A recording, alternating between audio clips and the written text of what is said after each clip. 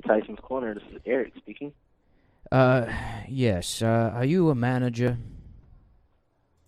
No, sir. But I can get you in touch with the manager. May I ask what's the concern?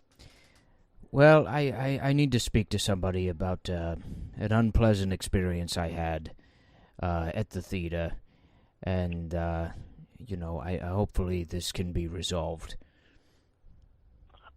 Sure. I'm sure we'll be able to resolve it. What's the issue with the employee? No, not an employee. I don't have any problem with the employees. It's a facility issue.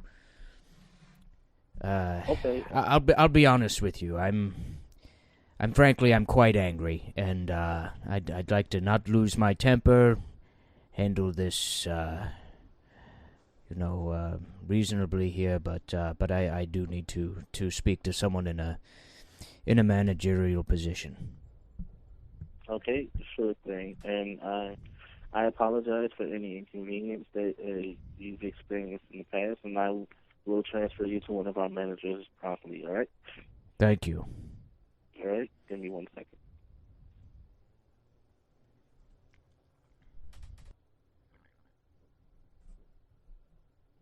Thank you for holding. This is Tim. Hello, Tim. Are you a manager? I am a supervisor. How can I help you? Well, what's the difference between a supervisor and a manager? A supervisor kind of supervises all of things that happen on the floor, so kind of control the crew and, help them what to do. Managers are the same, but they also have more responsibilities, like having to deal with money and stuff like that. Well, I might need to talk to somebody with responsibility here, rather than someone that just supervises. Okay, I mean, I can set you up with one of them, but is there anything I can help you with? Well, I'll tell you what. I came into the theater the other night to see a movie. Okay. The movie was fine. The staff was fine. But the seats in the theater removed the crease from my slacks. And I left the theater, didn't notice it until me and my wife were out near the parking lot. And there I am with my trousers blousing in all sorts of directions. And I've never felt more embarrassed. And if these are the kind of seats they have in the theater, they're going to, take your pants and crease, remove the crease from them. I think for the amount of money I'm paying to see a film, I should be getting a higher quality seat. Okay. Do you remember which theater you were in? Your theater. Yeah, but which one, like 1 or 2? Oh, I don't remember the number. And frankly, Okay. I don't think the theater number matters. It's the same seat everywhere. I can't pinpoint which seat it was that removed the crease from my pants. But I think, at least I should be getting, perhaps a free viewing of a film out of this, or even an additional pair of pants. Okay, I do apologize for that, and let me speak to one of the managers, see what we can do for in terms of reconciliation. Just let me put you on hold for just a second. Okay.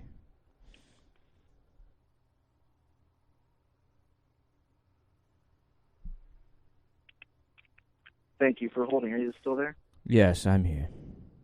Okay, so I talked to my managers. There's not really anything we can do in terms of compensation. I mean, the seat. I do apologize for that, but the seats are they're the same all the time. Well, hold on here just a goddamn minute. I've been sitting in seats my entire life. I've been wearing pants my entire life. I've never had the crease come out of my pants from, a seat of any kind of quality. See, have you been to this theater before? I've been to the theater before, and I haven't noticed this issue, but perhaps it's happened in the past. I can't be walking, home to my car, and you have that giant parking lot. It takes 15 minutes to get from the theater back to my vehicle, and I look like I'm wearing a goddamn dress. Well, I apologize for that, sir, but that's really... there's not much I can do for you there. Well, I should at least get a refund for the film I saw, an additional ticket, and, maybe I can wear a different kind of pant to the theater. Obviously you don't have any kind of dress code. I don't know why I'm wearing good slacks to your theater as it is. But I'm not going to ask you to replace the pants. I can just iron them again. But, the amount of time it takes out of the day and the emotional embarrassment of being seen like that.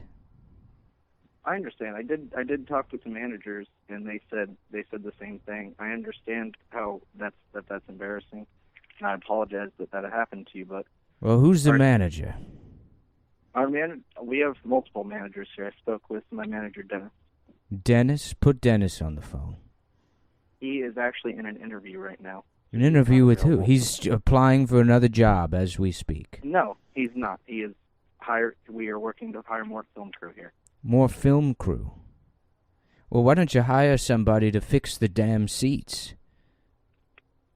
Sir, thousands of people come through our theater every day, and I've never had this complaint. Is there a certain type of pants that you're wearing that happened to? Men's pants. Son, have you ever worn a pair of pants? I actually have, yes. I'm actually wearing some right now. Yes, and do they have a crease in them? They do. Yeah, well, why don't you go sit down in one of those chairs and see what your crease in your pants looks like when you get up? I have. I've watched movies here before, and I've actually never had that problem. Well, I had that problem, and I'm a paying customer, and a paying customer should be recompensated if he has an issue like this. Sir, I understand your frustration, but that's really, it's our seats, everyone sits in them, and What kind of pants are you wearing right now? I'm not going to tell you that. Well, I need to know. No, you don't. I do. I need to know. I need to know exactly what kind of pants you have. Sir, I'm not going to tell you what kind of pants I'm wearing. That's not appropriate at all. It's entirely appropriate if the call is about my pants losing their crease and yours maintain their crease. Yeah, but it's not really information. Well, you don't think I could afford whatever pair of pants you're wearing? Is that it? You don't think I'm good enough to wear your pants? No, that's not what I'm saying at all. Well, then what kind of pants are they? Sir, I'm not going to tell you what kind of pants I'm wearing. Well, what if I just... Are they Dockers? What kind of... If the Docker... I wear Docker pants, and I'll tell you, not a cheaper type of Docker. I wear the same Docker everybody else does. But they lost their crease in your theater, and if you're also wearing Dockers... I don't want to get angry at you, Scott. I don't think this is your fault. It's a problem with the chairs. But I understand. If it's not a problem with the chairs, then it's a problem with my pants. And then I need to make a telephone call to the pants company. I need to make a call to Dockers and ask them to explain to me why I can't go see Pitch Perfect 2 with my wife without my pants embarrassing me. Okay, well, I will tell you that I am not wearing Dockers. Well, what kind of pants are you wearing? Sir, that's not important right now. It's not Dockers, and that's the pants you are wearing. How much longer is Dennis going to be in his interview? I have no idea. Could be 10 minutes, could be 20. Let me ask you this. Have you seen Dennis sitting in any of the theater chairs? Yes, we've all seen movies here. All right. Well, what kind of pants does Dennis wear? I don't have that information. I don't really ask people what kind of pants they wear usually. Can you see him from where you are? No, I cannot. He's in a different room. What? If you go in the room, is there any way you can tell what kind of pants he has on? No. Can you tell me what kind of pants anyone there wears? I mean, what kind of operation are you running here if there's no uniform? There's no... There is a uniform. It's just we don't have a specific brand of pants that we have to wear. Well, why can't you just tell me what kind of pants you're wearing? Why does it matter so much, sir? Because to be honest with you, I want to come back. I want to see more films. I don't want to sully my relationship with the movie theater. But I can't be coming back there and have this issue with my pants. I have multiple pairs of pants, different types of pants. It's not an issue of me not having the right pant. I mean, it might be in this particular case. So if you could just give me the information about what kind of pants I should be wearing to your theater to accommodate, these chairs, these decreasing chairs, then maybe we'll have a solution here. And perhaps you can throw in maybe 1 or 2 free tickets as well. Maybe it was just that pair of pants, that particular pair of pants that you were wearing. Maybe it's not the make, maybe it's not the kind of pants. Maybe it was just that particular pair. Were they like an older pair, or were they brand new? I've been medium old. I've worn them probably a year or 2.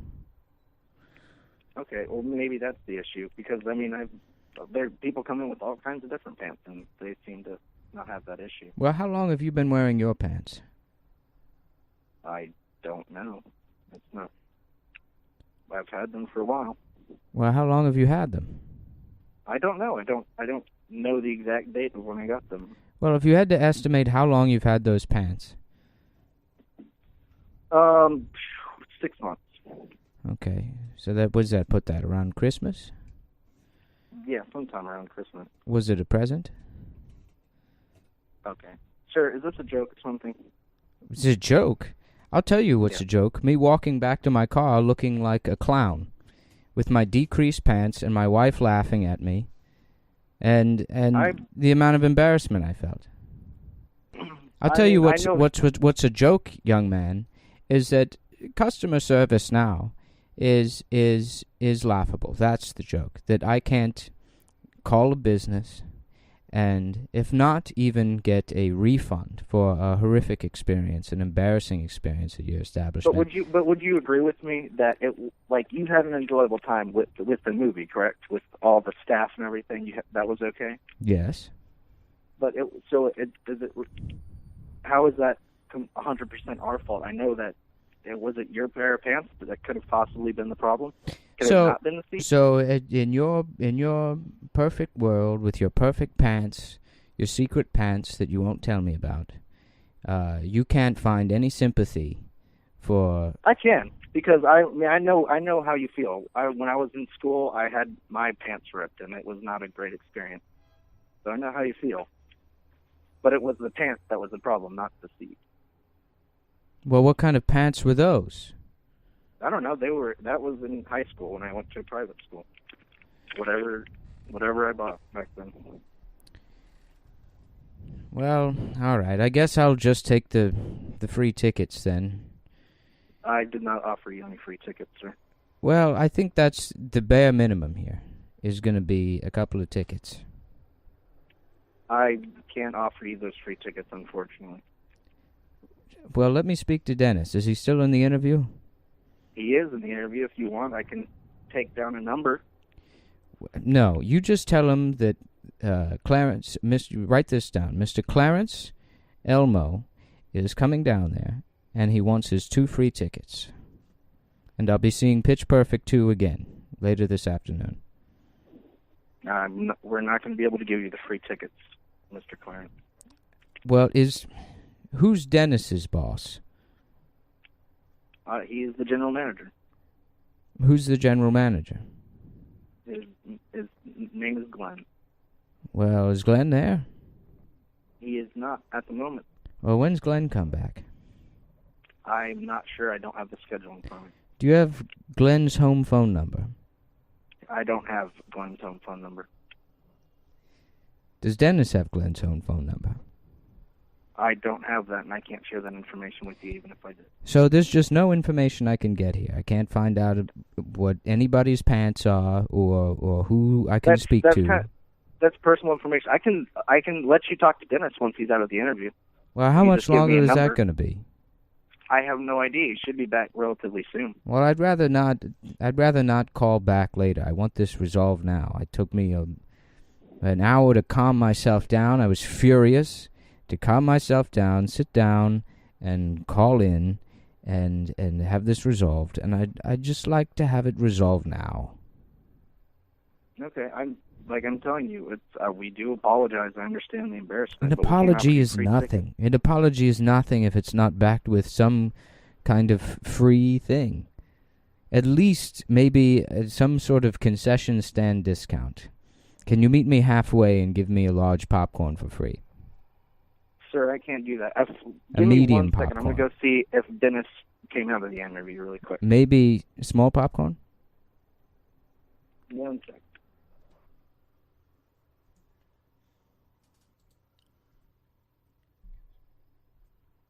Thanks for holding. This is Dennis. How can I help you? Oh, thank you, Dennis, finally. And you are the manager? Yes, I am. Okay, well, I forgot who I was talking to before, but he was basically setting me up with some free tickets. That's not the story that I heard. What I heard is that you said that your pants lost their crease when you were watching a movie. Yes. I mean, that's kind of something that naturally happens if you sit down on a pair of absolutely not. That's that we not... can do about them. There's really nothing about our chairs that would cause that to happen. I disagree. I've been wearing pants a very long time. I'm pretty sure it's your chairs, and I'll just I'll take the 2 free tickets. Unfortunately, we're not going to be able to do that. There's really nothing that we can do for this particular situation. How about a box of snow caps? Unfortunately, we cannot do that either. Can I get some of those 3D glasses? If you buy a ticket to a 3D movie, you can get those. Give me something here. Give me something. You have no idea what it's like to have to deal with the embarrassment of my uncreased pants, for starters, and then my wife complaining to me for 2 nights for me to call and have this situation dealt with, and you are offering me nothing. Unfortunately, that's what we're going to have to do here. That's what customer service is. No free tickets. I can't get the snow caps, the glasses, and nobody's going to tell me what kind of pants they're wearing. That is correct. Oh, this is funny to you. It's funny that I have a problem, that a paying customer has a problem. Who is your manager? My manager is the general manager. Glenn? Is it Glenn? Really nothing that yes. What's Glenn's home phone number? Unfortunately, I can't give that to you. Then his home address or his last name? Unfortunately, there's no way that we can really help you with this particular situation. Had it been a different issue, there may be something that we could do. A different issue like what? Something that was service-related. Like what? Give me an example. With your pants. Give me an example of something service-related. Let's say that the movie never started. That happened. That also happened. Give me the tickets. Okay. Have a great day, sir.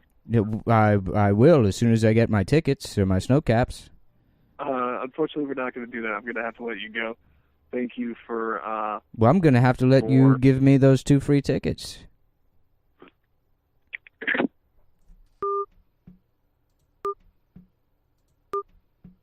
Platform, train, or bus. Hello? Please do not keep it to yourself. Tell a police officer or an MTA employee. All of our customer service representatives... Metro Miss Negron, how may I help you? I had a question about my Metro card. Yes. I wanted to know when it expires. You have the card with you? I'm sorry. What's that?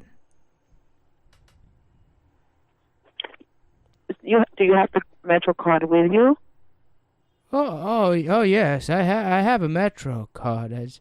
I don't need to buy a Metro card. You see, I need to see how much time is left on the card. So for how much longer I can use the card. You see. Okay. Look at the card. Yeah. There's an expiration date on the card. Well, I have the card, you see. I don't need to purchase one. I need to know... Yes, look at your card. You have to look at the card, sir, and look at your expiration date. And that tells me, so if I have the 30-day card, the expiration on the card tells me when I can, when I need to add more time to the card. Right. Well, where does it say that on? When did you add money to this card? How do you refill it? Oh, at the machine at the station. Okay. Like and everybody else does.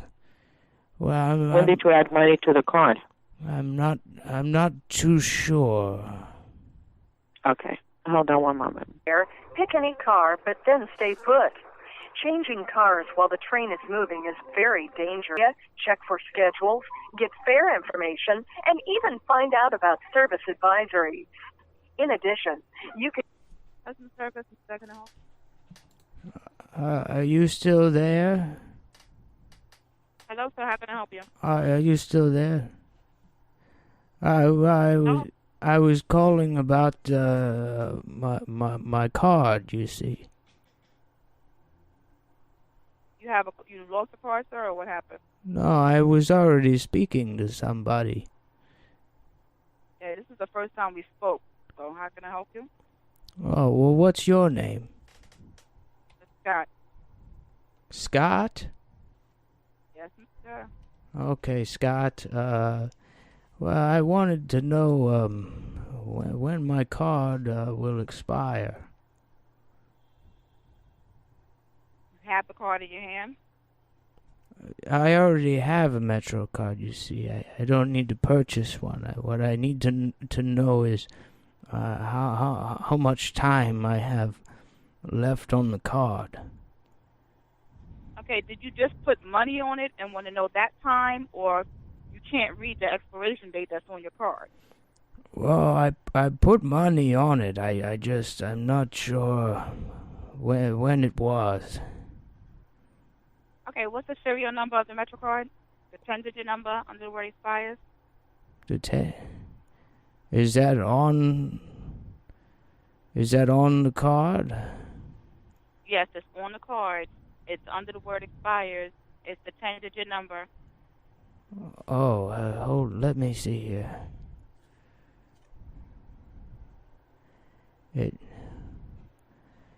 On which side of the card? It's under the word expires. Well, let me. Yeah, I'll read the card to you, and you tell me. It says get a grip. I just need the numbers, sir. I don't need the words. I need the numbers to read the serial number. And then the next line is and avoid a slip. And there's some smaller words under that. Let me look here. Underneath that it says use hand carts or of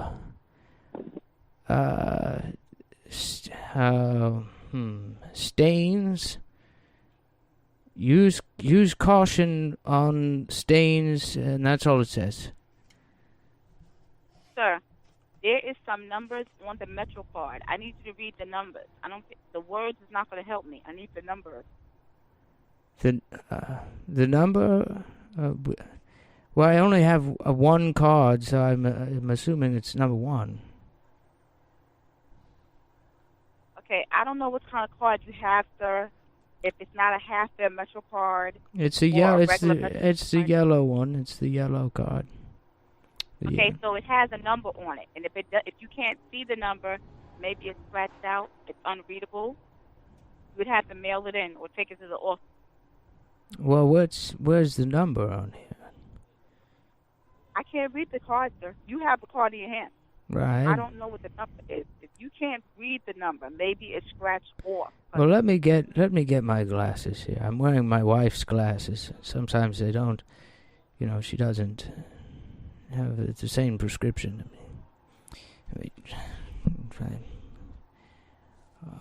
Okay, there. Now I can see it here. Okay, so it says, get a grip and avoid a slip. Those are the big words. And then underneath that, it says, use handrails on stairs and escalators. And then there's some more text above that. Sir, I only need the numbers. The numbers. Oh, okay. I see here. E1331A. Okay, sir, I don't know what type of card you have. I don't think you have a Metro card. Well, it says Metro card on it. It says Metro card, and I've been using it for... Is it for accessorize, sir? No, it's for the train. Okay. I'm not handicapped. I ride the same train everyone else does. The same style of train. I've been riding it for years. Okay, if you cannot read the numbers to me, I cannot help you. I need the 10-digit number under the word expired, okay?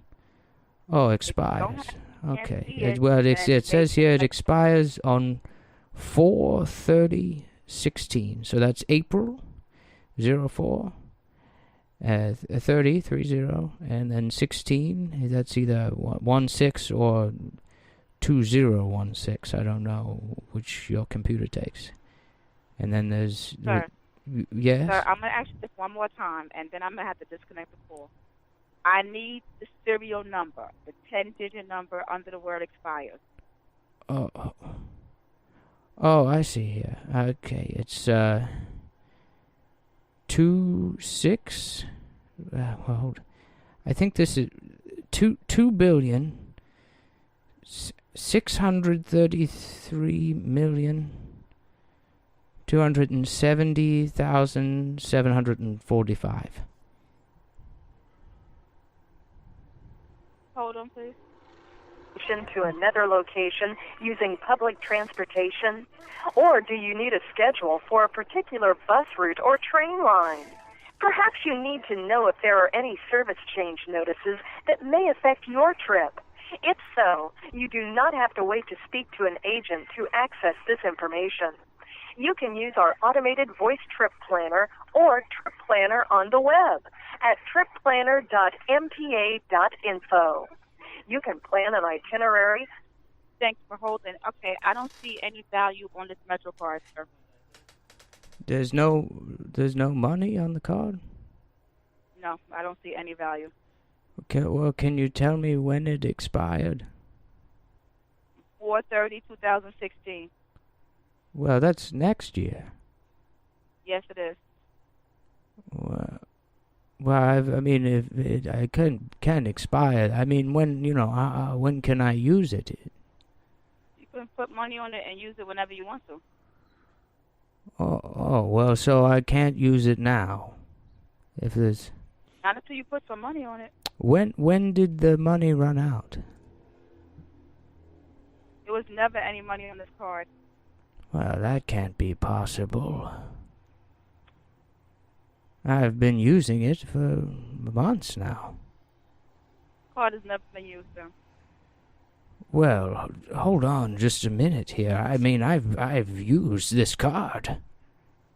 This is a card. Me and my wife uses it sometimes. We go. I can give you the number to the grocery store that I go to, and I use the card to get there. It's impossible that the card hasn't been used. Sir, I can't really discuss anything further with this card because there's nothing on this card. Okay? You maybe have another card in the house somewhere, but it's not this card and there's no money on it. But that's impossible. Okay, well, mail the card in if you think there's money on the card, and they'll explain to you what's going on. And would I mail it to the tax office or the comptroller, who is the responsible party for the cards? Okay, actually, this is only for New York City Transit and train and bus. So who, if I mail the card to, who is the care of who? Yeah, mail it to New York City Transit, sir. Okay, well, let me grab a pen here. Yeah. And what is that? What is the what is your postage information? MetroCard, customer claim. Metro card. Let's see here. M E T. Sorry, you'll have to excuse me. I'm writing with my left hand. I usually use my right, but I'm holding the telephone. Metro. Okay, it's 2 Broadway. Card 2 Broadway. 11th floor. Floor 11. New York, New York.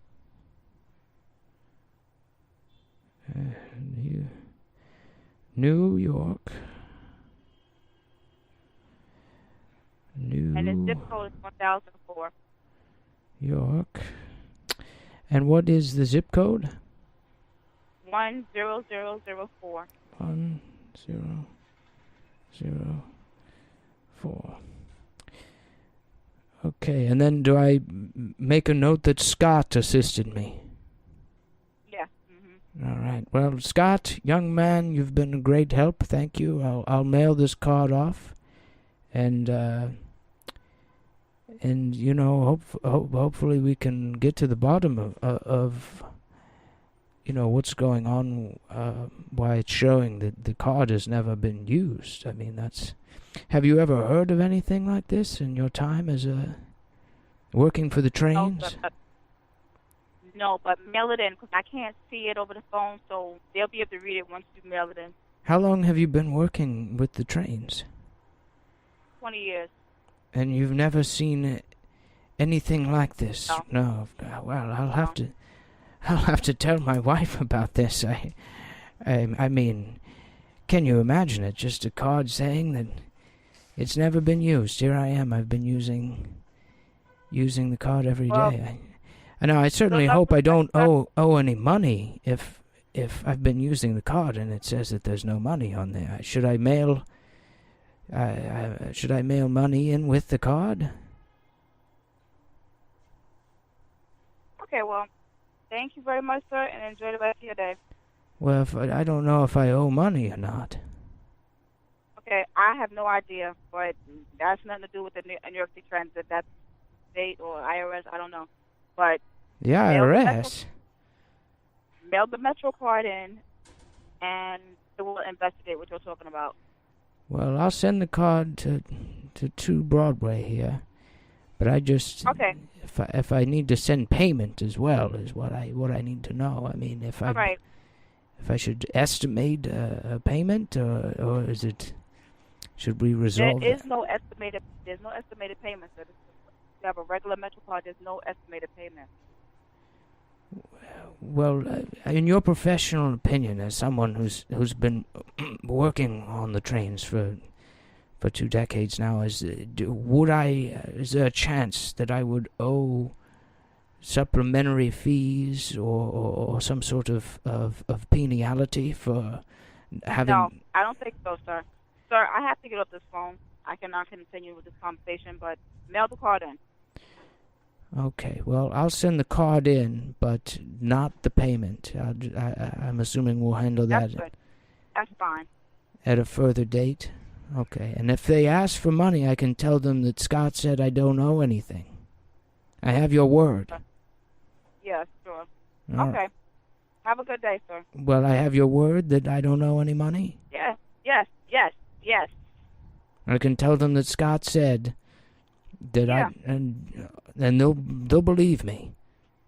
Because if I find out later that I owe money for... I've had this happen before at a Blockbuster Video about 15 years ago. Sir, again, you're holding up my line. I've already answered your question. I gave you the address. There's nothing more I can tell you. Oh. Okay, I have to get up the phone, sir. It's been too long for the same question, same situation. Well, they're different questions. It's not the same question. I mean, Same question. How much money you had on the card? Same exact question. Well, Nothing then on we the card opened up a itself. whole new can of worms here with this mystery of a mystery Sir, card. I have to disconnect the store. I have to go. Some sir. kind of Other people waited on the line. absurd card conspiracy where there's, it's been in use, but nope. Agents, please hold, and the next available representative will be with you shortly. For quality assurance, all calls are recorded. Please continue to hold for the next available representative. Representative. Thank you for calling Starbucks. I'm speaking. How can I help you? Hello, how are you? Good. How are you? What can I do for you? I'm doing okay. I just had a couple of questions. I was thinking of coming in there to get a coffee. I don't live too far away, but the last time I went in there, I was a bit overwhelmed. It's been a while since I've been, I guess, to a coffee shop, and some of the menu items are different than what I'm used to. If you just like a standard cup of coffee, sir, we have that brewed fresh for you. We don't have anyone in line, so if you'd like to come in, we'd be more than happy to help you. Well, I know I can. If I just wanted a regular coffee, I could make that for myself at home. There's no reason to go to a specialty coffee store to get. I completely understand. If there's anything else we can take care of for you, I can more than happy to make it for you myself. Well, I would want to get one of the specialty coffees, but I'm not really sure what. I mean, it's sort of embarrassing. We can make you a standard latte. It's just espresso and steamed milk. Very simple. I don't know if you like your coffee with cream and sugar or anything like that, but if you don't, we can make you an Americano, which is just espresso shots in hot water. It's very smooth and very similar to a regular cup of coffee. Well, I mean, again, those sound. I mean, I think I'm familiar with those, and I could probably, get those drinks anywhere. I mean, if I was going again to a specialty coffee store, I would probably get one of the specialty items on the menu. But Okay. I'm not really familiar with what any of those are. Have a good day. All right, sir. We have a number of them. One of the more popular ones right now is a gingerbread latte or a chestnut praline. So it's a specialty drink. If you like either one of those, I'd be more than happy to make it for you. Well, this is where I ran into the problem the last time, because I don't know what either of those are. I'm trying to make that one macchiato. Oops, sorry. Thank you very much. Well, sir, another great option is that we have the app on your phone now. If you'd like, you can look through the menu prior to getting here. You can even order it on your phone now as well. So it kind of avoids that overwhelming procedure of looking at the menu and choosing everything. You can do everything now in the comfort of your own home and look through the menu prior to coming into the store. That way you can look at all the ingredients, you can look at what goes into it, and really determine if it's something that you'd like to try or not. Well, that's why I figured I'd call first so I could get, an idea of what kind of specialty drinks that you would have there before, and maybe even, place my order now, and then I'll come in and I'll say it's me, and then they can prepare the drink. That way it doesn't. I completely understand. So we can't take the order over the phone, however. We do, like I said, we do have the app on a smartphone that can take the order ahead of time, and it comes up on our computer here, and we'll get it made for you. Well, that's what. I'll order it over the phone if I could get a better idea. Correct. I understand, sir. I can't take the order over the phone right now for you, though. Why not? It's just part of our policy, sir. It's something that we just don't do at the moment. Hopefully that changes in the near future, but I can't fulfill that order over the phone. But we do have that other option for you if you'd like to take advantage of that. Well, I don't see why that's part of the policy. Is it necessarily dangerous to take an order? Not especially, but I think a lot of people have issues with giving payment over the phone. There is a security issue with that. I feel most people are attuned to that in this day and age. And then there's also the problem. Sometimes you have people ordering over the phone, and then they make a mistake of which store that they ordered to, and it creates an inconvenience for the customer, and it creates an inconvenience for maybe the customer of ordering a beverage and then not having it ready, going to a different store. Sometimes it's just a miscommunication. However, the app does clear all that up because it tells you exactly what store you'll be ordering it from. It tells you exactly what drink and what price you'll be ordering it from, and it eliminates a lot of those issues. And not to mention, it does fulfill that need that you were looking for, sir, where you can look through the menu and find out just exactly what you'd like to order as well. Well, maybe you could just tell me what the specialty drinks are. Sure, we have the chestnut praline latte, and we have the gingerbread latte right now. Well, what are those? Gingerbread latte is simply, it's a latte with the standard espresso shot and 2% milk steamed with a gingerbread syrup.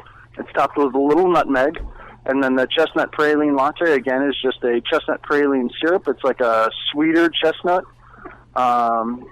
flavoring, again, made with espresso shots, steamed milk, and topped off with a little whipped cream. Well, that sounds a little bit too complicated. Do you have anything maybe a step down from that? We have a standard mocha. It's chocolate, espresso shots, steamed milk, and whipped cream. That still sounds a little bit too much. Is anything... We can remove the mocha and just do espresso shots and steamed milk. And what's that one called? That's just your standard latte, sir. Oh, well, I think that one I could probably just do myself at home. Is there one that's more special? We can do a latte with vanilla. And again, it's a vanilla flavoring, espresso shot, steamed milk, and that's it. Well, that's sort of like the chocolate one. It's vanilla instead of the chocolate. And then that's about all the options we have, sir. So there's nothing in between the regular... Not especially, sir, because really the only difference is just having flavoring or not having flavoring. Well, can I specify how much flavor? What if I just want some flavor, but not too much? Yeah, absolutely. It comes with a standard amount of flavoring depending on the size of the drink that you like, so we can always cut that in half for you if you'd like to do that. So I can get it... Okay, so then maybe I'll get a small amount of flavoring, but with a large drink. Sure. And then what we'll do is we'll take the large drink and pour out half of it. We can do that too. Okay, well, can I place that as an order? Again, sir, I can't do it over the phone for you because I won't be able to accept payment over the phone. If you'd like to come in the store, I'll be more than happy to take care of it for you, though, sir. Well, could you do me a favor and Yes, sir. write down that as an order? Sure. And then I'll tell you it's me. Was there a specific flavor you'd like to choose, though, sir? No, it doesn't matter. Okay. Was there anything else I can do for you, sir? Well, that's the order I want, and if you can tell me the total now, if you ring it up, then I can write out the check now and bring it in. One second. Yep. Just a moment, sir.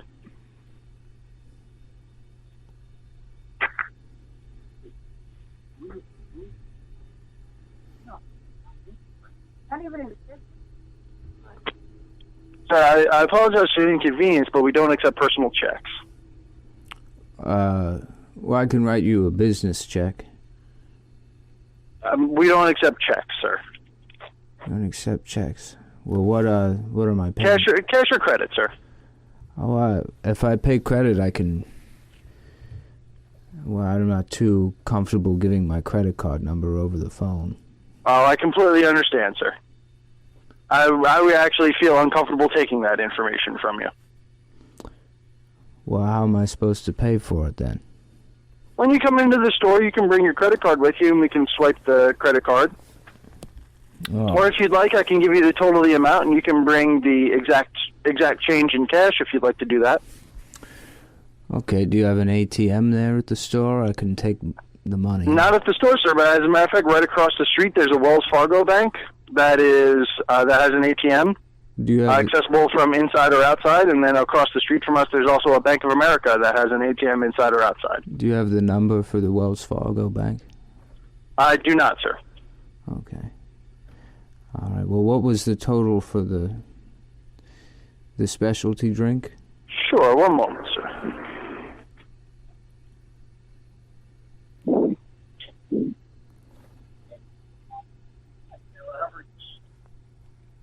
The total after tax, sir, comes to $3.98. $3.98. And is that for a small size? Yes, sir, it is. Okay. Now, what kind of food options do you have there? We have scones, croissants, cookies, coffee cakes, brownies. We have lunch paninis, breakfast sandwiches. We have banana bread, pumpkin bread, donuts, morning buns, bagels, a wide array of sweets, and a wide array of lunch items, sir. What are the lunch items? I guess it's more lunch. We have turkey Havarti paninis, turkey pesto paninis, tomato mozzarella paninis. We have peanut butter and jelly bistro boxes. We have peanut Thai wraps, edamame hummus wraps. We have some salads, yogurts, fruit salad, chicken Santa Fe paninis. We have a specialty holiday panini as well. What's that one? Holiday is a turkey and stuffing panini. Oh, are those expired items? Or are they? No, sir. They come in fresh every day. Oh, they're still making the holiday one. So if that's those, are those the only specialty? Yes, sir. Paninis. Okay. Well, I guess I should probably get one of the specialty lunch items if I'm getting a specialty drink. Okay. So which one would you recommend? I would recommend the holiday panini, sir. It's actually quite delicious. It's a good bang for your buck sort of lunch item. There's quite a bit of turkey on there, quite a bit of stuffing on there. I eat it for lunch every day. It really fills me up. Okay, and that'll go well with the specialty. Absolutely. Yes, sir. All right. Well, I guess if you want to put that one on the list too. Sure. 1 second.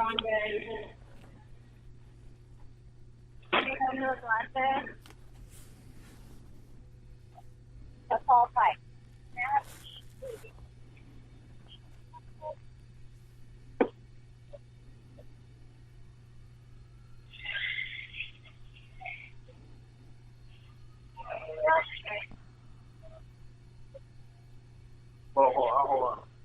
Oh, that's fine. Okay.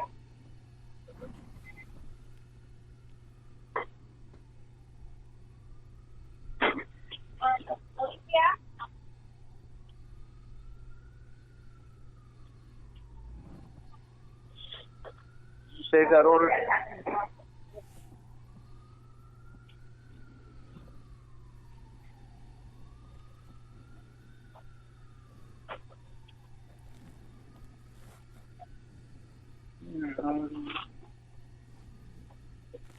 So after tax, so the total will come to $10.82. $10.82. Yes, sir. All right, and then So you can do that in either cash or credit, and I'll save that order for you, sir. So whenever you're ready, you can come on in, and we'll take care of the rest of that transaction for you. All right, sir? Okay. Well, I'll get. Was there anything else I can do for you? Yes, I bring my checkbook down there, and. We can't take a check, sir. Is there any way I could cash the check for that amount, and then? Not at the store, sir. Is anyone there that would take a check, maybe? No, sir. Exchange for, I mean, not an employee, but you know. That I can't speak to, sir. 1082. All right. And there's a Wells Fargo and is it a Chase Bank? I don't know of a Chase Bank in the area, sir. I know of the Wells Fargo and the Bank of America. I know there's a Safeway next to our store, sir. They might take a check. They might cash a check for you, but I don't know that for sure. Well, the only thing I'm concerned with is I use my ATM card. I have a Chase Bank card. Okay. They charge a supplementary fee for using a non-Chase ATM. Is there any way? Hey, if you bring the check card, sir, the check card will be accepted as a credit card. You can use that as payment, sir. Well, could I get perhaps a refund for the ATM fee? If I don't believe there's an ATM fee, sir, but that I don't know what you have set up with your bank. If you're uncomfortable with that, we can find other payments. If you have, again, just a credit card or cash is the only payments that we accept in the store, sir. I can go to the bank and get the cash across the street, but if I take money out from the ATM, they'll charge an extra probably $3, maybe $4. I understand. No, we would not be able to refund that for you, sir. Well, if it wouldn't, perhaps we could just subtract that from the order total. So instead of no, sir, I don't think I would be able to do that. When 1082, we'll call it 682. No, sir, I'm not able to do that. Well, was there anything else I could do for you today, sir? Well, it wouldn't be a refund in that situation. It would just be less. You're correct. I understand, but I wouldn't be able to deduct that out of the price of your purchase based on a fee cast by an outside company, sir. That's not something I'm able to do for you. Well, I mean, I'm only incurring the fee because your company won't take the check.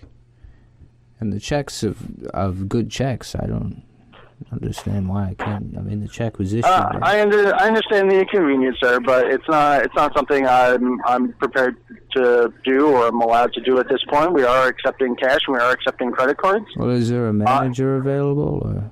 You're speaking to the store manager, sir. Okay. Well, is there any way we could make an exception to either take the check or? No, sir, I don't think so.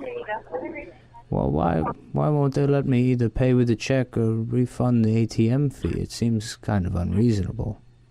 I understand the inconvenience with it, sir. I don't have information to the policy as to why they don't accept the checks. I do know that the standard payment method is either cash or credit. And if you're willing to do that, I'd be more than happy to take care of your order. Okay. Other than that, those are the options I do have available for you, sir. All right. Well, how about we do it this way then? If we can't do a refund for the ATM fee, on the low end, we'll say it's probably around maybe $2.50, $3. Is there anything around that price that could be added to the order? Maybe like if you have a bag of chips. No, sir. Like a scone, perhaps. No, sir. I apologize for the inconvenience again, sir, but I'm not at liberty to do that for you based on a fee that you would incur off of your ATM fee. Is there any kind of discount I could get for having to deal with? No, sir. I'm sorry. None at all. No, sir. I apologize. Well, why not? I'm not sure what the discount would be for, sir. It would be for the ATM fee. Correct, but there's other options available for you, sir, that you don't have to go to your ATM, and you can also go to your Chase Bank and get cash out without incurring a fee. Well, I don't know where the bank is near there. And I mean, this is becoming too much of a trip now to go to the bank first and then...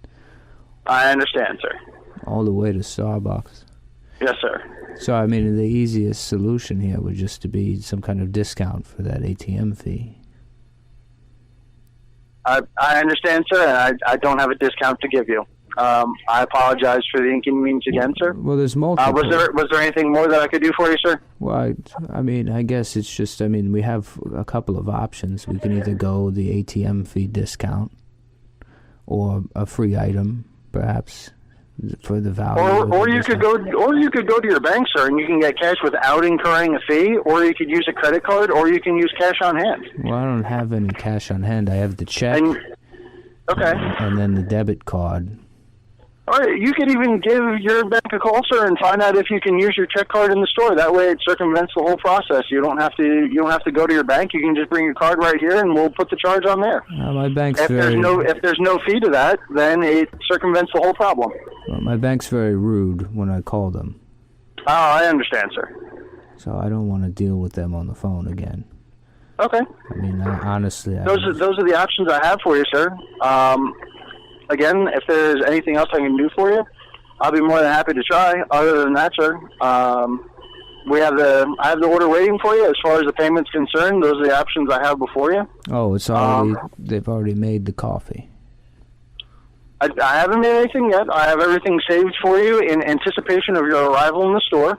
Once you're here, we can get the order made for you, and I'll take care of tendering the transaction for you, sir. Oh, what are until the time that you arrive in the store. Are they going? That's as far as I can take the order. Are they going? Was there anything else I can do for you today, sir? Well, are they going to make it before I get there? No, sir, they will not. Well, what if someone comes in and orders what I ordered and it's the last one?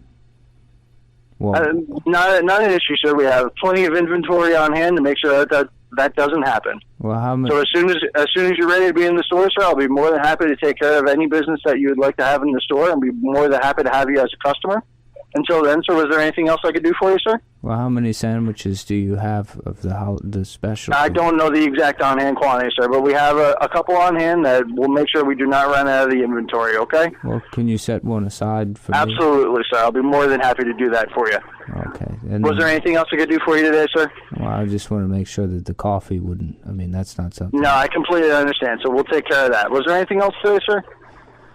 Well, I guess really it's just trying to figure out a way around that ATM fee. I understand, sir. It can be quite inconvenient sometimes, and I do empathize with you. As soon as you figure that out, we'd be more than happy to have you as a customer. If there's nothing else I can do for you today, sir, I'm happy you give us a call, and we'll talk to you again soon, and we look forward to you coming in the store. Well, you have a good afternoon, sir, okay? Well, take care. I'm thinking that maybe I...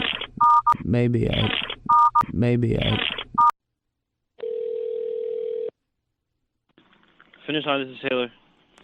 Hello, how are you? I'm fine. I need, I guess, some assistance here. A couple of weeks ago, it was, my birthday, and my family purchased for me, a new pair of walking shoes.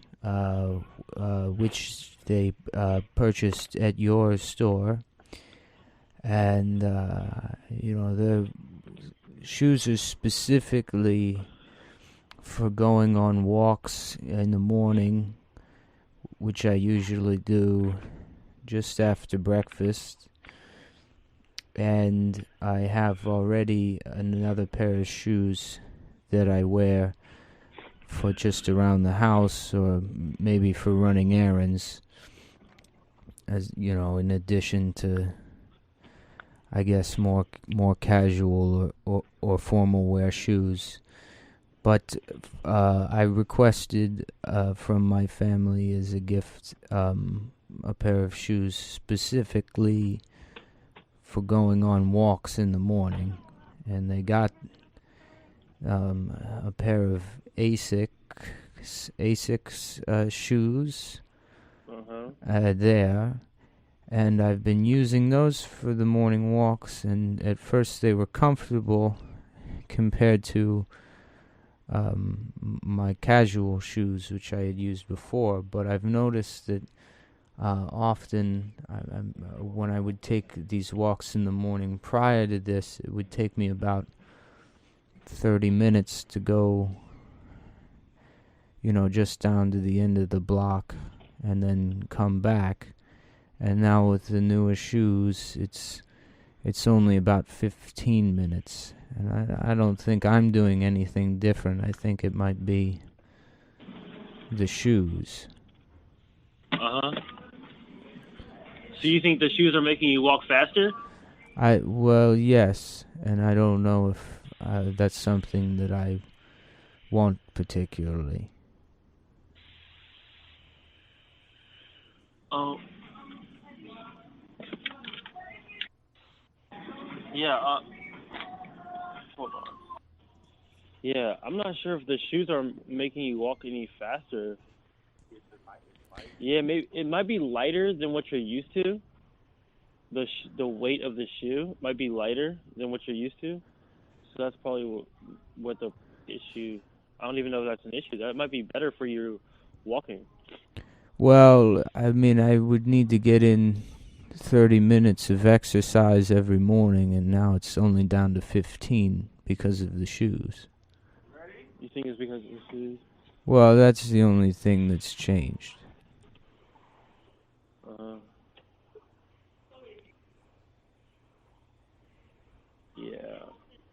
don't know what to tell you if that's. Well, is there a way to slow the shoes down? So the shoes aren't making you like shoes don't make you faster. Like I said, I would probably think it's just the weight of the shoe. It's not making you go any faster. It's just you probably feel like you're going a little faster. Well, it's the time has been cut in half. It went from a 30-minute walk to now it's a 15-minute walk. Yeah, I don't know what to tell you about that. Well, I guess need some advice on how to maybe modify the shoe. So The shoe, like I said, the shoe's not gonna make you walk any faster. Well, it is. Or slower. I mean, it's making me go too fast, and I don't think that I'm getting the right amount of exercise now. Well, if that's the case, you could walk a further distance, and then that would make the time a little bit longer. Well, I'm worried about getting lost in my neighborhood.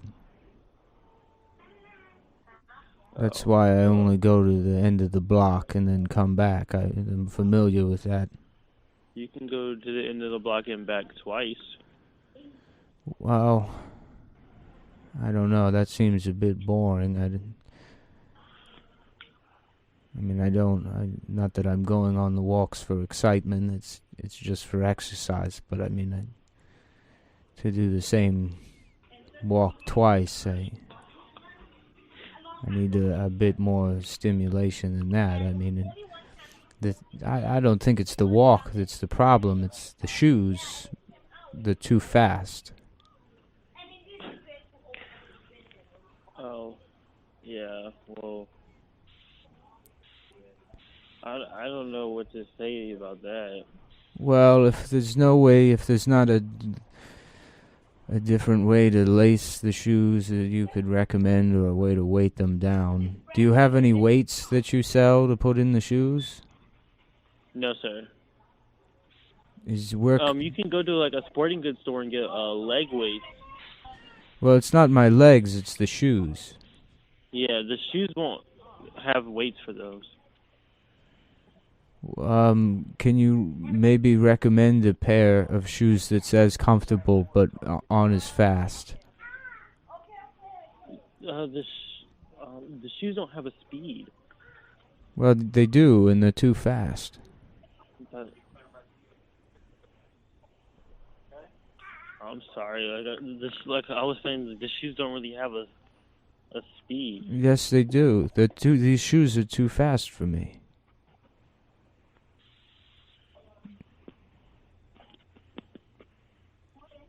I mean, hold on just a second. I'm practically running in them. Hold on just a second, please. Okay.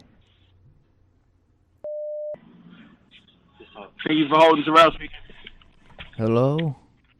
How you doing, buddy? What's wrong now? What's going on?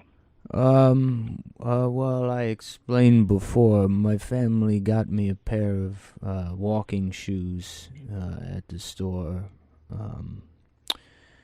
a couple of weeks ago, and I already, had shoes that I would go on a walk in before down to the end of my block, and then I would come back, and that was about a 30-minute walk. And now it's down to being a 15-minute walk with the new shoes. And I believe the new shoes are too fast. And the other salesman suggested that maybe they're too light. And yeah, that's what I was going to suggest. I was going to say it could be either two factors. Either you drop some weight and you're feeling a little lighter, which is a little healthier, and you can meaning you're walking a little faster.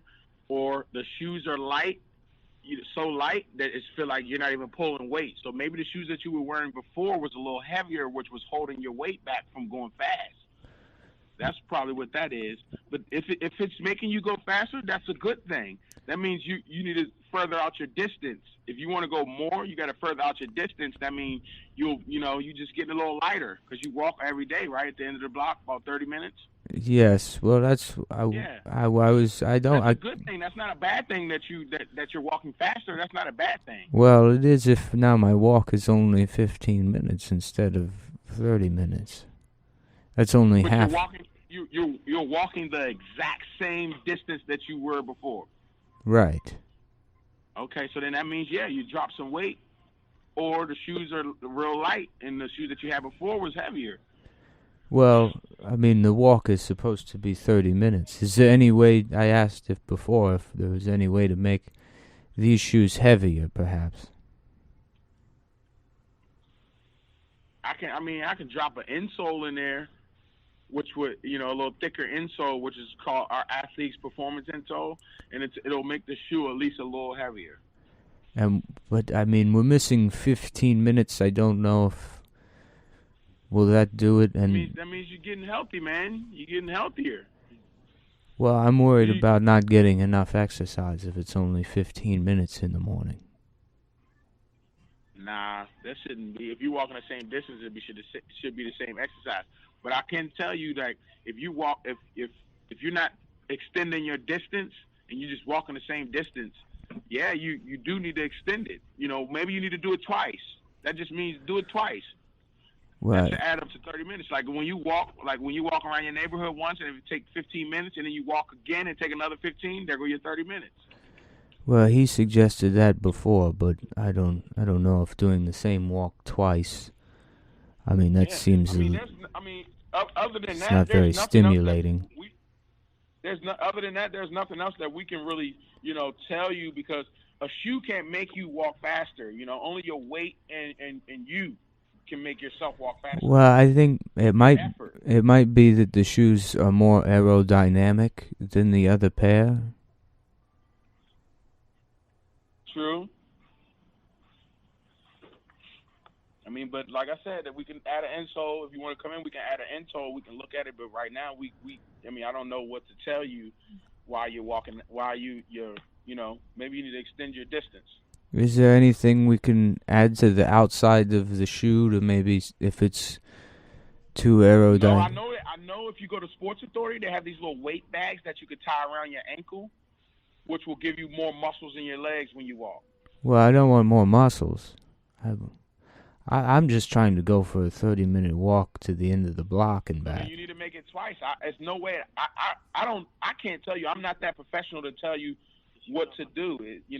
The shoes, just because you got a shoe and it make you walk faster, only thing I do is put you in the right shoe that fits you, whether it's light or heavy. If you say you want heavy, we can get you in a heavy shoe, but that's all we do. We just a shoe store that sell the shoes. We don't know the scientific facts of why. Maybe you need to talk to a trainer, call a gym and talk to a trainer, and maybe they can tell you. A health trainer. And they'll be able to tell me how to add weight to these shoes? No, it's not the shoes. See, you thinking it's the shoes. It's maybe, it could be your effort. You might be, a little healthier now, man, so you can go a couple rounds now. Well, I've been going on these walks for 35 years, and it's always been a 30-minute walk. I don't think I would have that much of a change in my ability to walk in, just a matter of, a day, where it changes from being a 30-minute walk to a 15. So I'm almost certain that the shoes are too fast. And I'm not. The shoes don't have a speed though, so how is that possible? Well, there has to be. It might not have a speed setting, but the shoes have a speed a factor of some sort that make me walk, twice the speed that I was before. Yeah.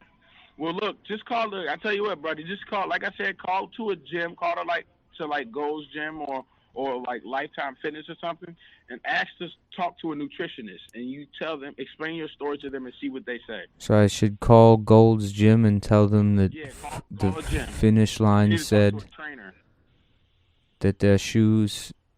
So Gold's Gym has a shoe specialist that can tell me how to make the shoes No, you probably need to go online to find a shoe specialist.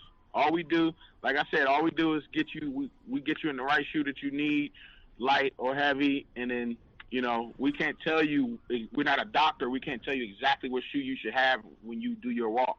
Well, let me ask this: are the Asics shoes a particularly fast brand of shoe? Yeah, it's a very light. The Asics are made very light, so it will feel like you don't have shoes on at all. Oh, well, I've tried that, and that even when I don't wear the shoes at all, the walk is only 30 minutes. That's why. Yeah, I mean, try wearing do this for me today. Try wearing your old shoes, okay? Oh, I did that. I did that. It was 30. And it took 30 minutes? It did. It's only the new shift. I go, no shoes, 30 minutes. Old shoes, 30 minutes. New shoes, 15 minutes. So. Yeah, see, it's the shoes. The shoes are light, man. The shoes are just too light for you, buddy. But you even need to bring them back in, and we need to get you in a heavier shoe or add an insole. Well, if I wear no shoes, it goes back to 30 minutes. Yeah. So, that's what you want, right? Well, isn't that what you? Well, That what you want? I want it to be 30 minutes. I would like to have a 30-minute walk in the morning. Okay, so then, like I said, you need to either come in so we can get you a heavier shoe, or you need to wear your old shoes. What shoe is it? Is it a New Balance? The old shoe? Or the What's new? the new shoe? It's new an one. Asics shoe. It's an Asics? Yes. Maybe you should come in and try Brooks. You got them from Finish Line? Uh-huh. Well, okay. I haven't been there. My family got the shoe for me from, they said, Finish Line. It was a gift. Are you looking at the receipt right now? No, that's why I called to ask. I don't have a receipt because it was a gift. Yeah. Well, I mean, I don't know what to tell you. We getting real busy, so I gotta, it's only one of us here, so I gotta help these customers. You want to just call back in about an hour or so, or call, like I said, call to a gym and explain to them your situation. Do you have a gym you recommend I call to ask about? Yeah, call Gold's Gym. Which Gold's Gym? Any of them. Anyone is fine. Would you have a person you could recommend at Gold's Gym that could help me with the shoe issue? I don't. You probably have to go online and look for a shoe specialist. Well, really, I was just looking for a way to slow these shoes down. I don't want to, go to a gym. I would just, I'm not even looking for a refund here so much as a way to, adjust these shoes so they're not as fast. Yeah. Well, I mean, I know. Like I said, I gotta help these customers out, sir, because we have a store full of people, and we shouldn't be on the phone for more than 30 minutes, and we've been on the phone for about 40 minutes. Well, okay. Can you tell them to come back until we can? I mean, I just need some advice on how to. Maybe we can't do weights. Hello.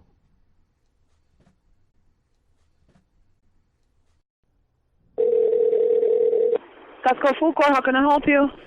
Hello, how are you? Good. Oh, that's good. What's your name? My name is Yarida. How can I help you? Well, I have a question, and I called in before, but I was speaking to the customer service department, and okay. And they referred me to you. To the store. They told me to call the store directly, and they told me that they did not have any information on a product, or several products that I was looking at, basically a line of products, so a certain category. Uh-huh. I don't know if you have any of the information. Just give me 1 second, because this is the food court. So pretty much the information that I have over here is about pizza and hot dogs. So I'm just going to transfer you to the front, and you can talk to any manager or supervisor, okay? All right, well, okay. Okay, just give me 1 second, okay? All right. Costco.com. You'll often save more and...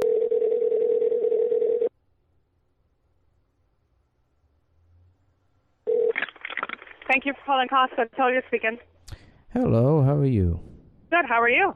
Not too bad. I keep getting bounced around here. How can I help you? Well, I have a question about about a specific, well, I wouldn't say specific product, but I have a product question, and I called in to the call center. Okay. And what they told me is that they didn't have any product information, and that I would have to call. What product are you looking for? Well, I have some questions about kidney beans, and here's what happened. Is a couple of weeks ago, I went to my physician. Okay. For my regular 6-month physical. Okay. And he told me that I needed more vitamin K. Now, vitamin K? Vitamin. So you're looking for vitamin K? Well, that's sort of. That's where it started. So initially, what I did was I said, that's great, vitamin K. And I went to the pharmacy to get some vitamin K supplements. Now, what I was told at the pharmacy is that it's better to get your vitamins from food, and to not supplement, to not use different supplementation if it's an option to get your vitamins from your regular diet. So I consulted with another friend of mine who I've known for... But how can I help you, sir? What are you looking for exactly? Well, that's what I'm telling you. Is I spoke to my other friend who I've known for years, and he knows quite a bit about nutrition and all sorts. He was a gymnast, actually, back when he was in college. Hold on a second for me, please, okay? Well... Hold on. Okay. Hold on one second. With so many online travel sites out there, Hi, sir? Yes? I'm going to transfer you to the pharmacy. Hold on. Well, I don't need to speak to anyone in the pharmacy. Okay.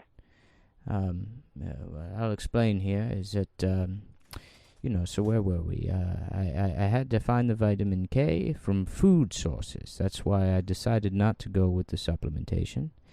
And my friend, he tells me that one of the very best sources of vitamin K, believe it or not, is kidney beans. Okay. And actually, I found this out as well. The K does not stand for kidney beans. There's no relation. I made that mistake. I felt quite foolish. I tell you. Anyhow, I guess. So you're looking for kidney beans? Well, I'm looking for kidney beans, but here's my problem: is I decided on the kidney beans, and I went. Okay, hold on a second, please. Hold on. Okay. Full value on vitamins, beauty products, and more. The trip to the drugstore. This digital photography has changed the way we take pictures. But one thing, Costco is not going to help you. Hi, is this the same woman I was speaking to a second ago? No, she's actually very busy right now on the front end. What can I help you with, sir? Okay, well, I was explaining to her that several weeks ago I went to my physician for my regular 6-month checkup, physical. Okay. And, we looked at all sorts of things, and what he tells me is that I have a vitamin K deficiency. Okay.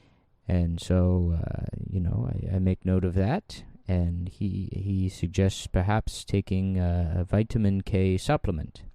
Okay. So, what I did is I went down to my local pharmacy, and I looked at some of my options for supplementation, and what a young man told me at the pharmacy was that it's actually preferable not to take supplements, but instead to get your vitamin K from food sources.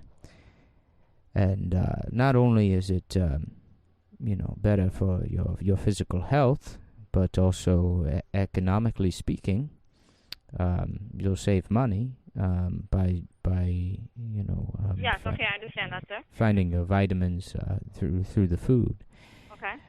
So I spoke to a friend of mine who I've known for a very long time, and his name is George, and he knows quite a bit about nutrition and health and these sort of things. He was an athlete when he was younger. He's in very good shape, and he tells me that one of the best sources of vitamin K is in fact kidney beans. Okay. We sell them. Is that what you need to know, sir? Well, yes. I need specific information about the kidney beans because. What do you need to know, sir? Well, here's what happened. Is I said kidney beans. That's interesting.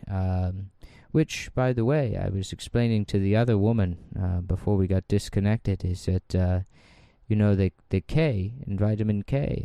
I foolishly thought that it stood for kidney beans after he told me that.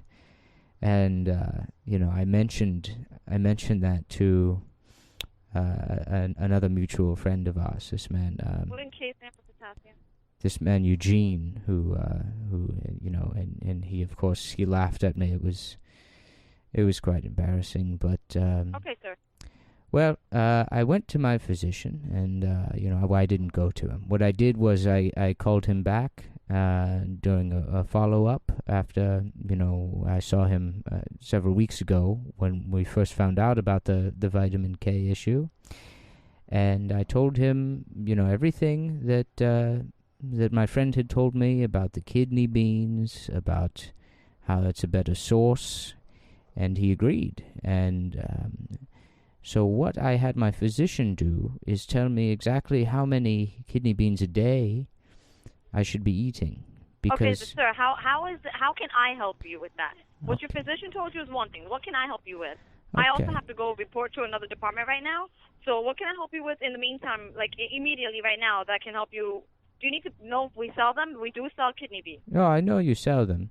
Okay, so then what else can I help you with? Because I'm also not a physician. Okay, yes, I know. Well, I have a physician, and this is what he told me. He says that for my age, and looking at, all the information, all the data he has available to him about, my diet and my health as it stands, is that I should be consuming 20 kidney beans a day. And I said, 20? That's quite precise. And he says, well, that's the exact number we have. We have the options available now to determine exactly how many beans, a man should be eating. And I thought that was. Okay, sir. So let me ask you a question. Why are you calling Costco? What can we help you with? Well, I need to purchase kidney beans, but I need sell them. I need to purchase them by count. We don't sell that way, sir. We sell them in a can. You sell them in a can. That's yeah. Do you also have bags? No, not bags. We only have them in a can. Okay, well, then I guess my question is, how many beans are in the can? I don't know, sir. You can't ask me that. We don't make them. There's 6 cans, and the whole entire container equals 15.5 ounces. That's the only information I can give you. You can call Goya. Maybe Goya can tell you that information, but we don't. Are you Goya? Who is Goya? No, we're not Goya, sir. We are Costco. You're calling Costco. Was Goya the woman I was speaking to earlier? No, Goya is a company that makes the kidney beans that we sell. The woman who makes the kidney beans works there. No, sir, you're not hearing me. Goya is the company that makes the kidney beans. That we sell. Is she there? Sir, Goya is a company, not a person. Goya is a company. Oh. Well, so these 16-ounce bean cans, you say, does that include the weight of the metal? Sir, I don't know. You would have to call Goya again. But they are 16 ounces. 15.5 ounces. All 6 cans equal 15.5 ounces. There's multiple cans. Is there anything I can help you with? Well, you said there's 6 cans? Are these different sir. sized cans? No, they're the same size can, sir. It's a pack of 6. It's a pack of 6. And the whole pack weighs 15.5 ounces. Yeah. Okay, so what does each individual can weigh? I don't know offhand, sir. Well, what's 15.5? What is the I don't know. dividend if you were to divide I don't know. by 6? Well, let's think about that for a second. Well, sir, I have to go, so I have to just give you this information, and I have to go. Well, let me ask you this. What would you say the average weight of a kidney bean is? Of an individual kidney bean, sir? Yes. I have no idea. Well, Sir, I'm sorry that I have to cut you short, but I have no idea. You would have to call Goya if you want information from us about kidney beans. If not, you can, I don't know, maybe talk to your doctor. Maybe you can buy a bag of kidney beans and just take out 8 and eat them separately. do you But sell these come kidney? in a can, do and you they come in a sauce. You sell them as bags? No, we don't, sir. You would have to go to a regular grocery store. Well, I already We do talked to not my physician, and you know, he told me 20 beans. That's the number Okay, he sir, I gave me. understand that. Costco does not sell them like that. So you would Well- just have to go to a regular store, maybe ShopRite, maybe A&P, buy a bag of Goya kidney beans, count out 20, and eat 20. Well, what are these Goya beans you keep mentioning? I don't Goya need Goya is the company, beans. sir. I need kidney beans. Kidney with a K? Doesn't stand for Okay, vitamin thank you, K. sir. Have a nice day, okay? But it sounds like All it, right. and it's confusing.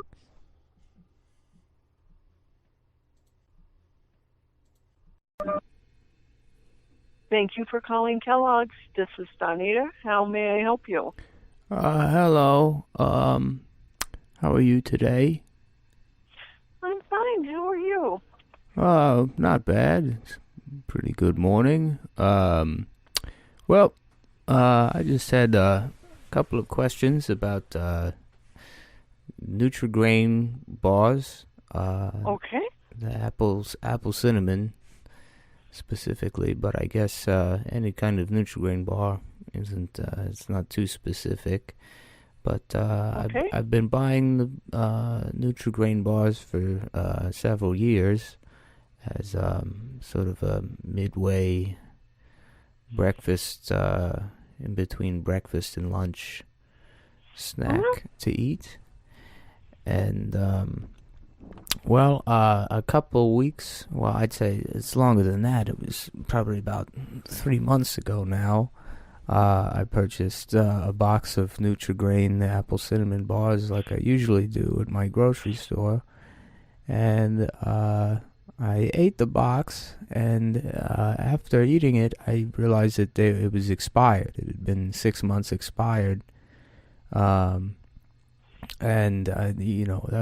wasn't actually a problem because I thought that the bars had more of a bite to them after they had expired for several months. So, and I mean, I only discovered this because I thought, I was eating the bars every day, and I thought, well, these taste completely different than how they normally do.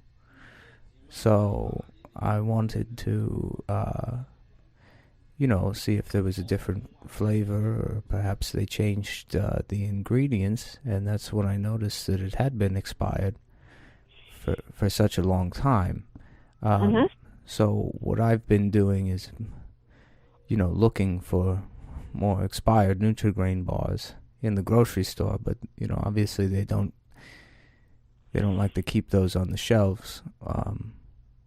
And, I've asked them specifically, too, at the store, but they will just ask me to leave if I bother them too much about it. So I was wondering if there was a way where I could order expired bars from the factory.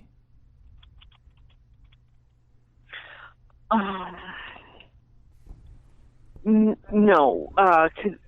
We don't hold any products back. As they're made, everything gets shipped out. And then if the store does have an expired product that is usually destroyed, we don't get those back. When you say destroyed, what do you mean? the stores will get rid of them because they're not to be selling expired product. Do you know if they donate them or? No, it's up to each individual store or store chain how they do that. Well, okay. Is there any way that you know that I could maybe speed up the expiration process so I don't have to wait, weeks and weeks on end? I mean, sometimes it's upwards of a year before the product expires. Yeah, and I am not aware of any way to speed up that process on how, to get them to, expire before their date. Well, I mean, to be honest, I've been buying the bars for years. I feel like if there was, for a loyal customer, there should be a way.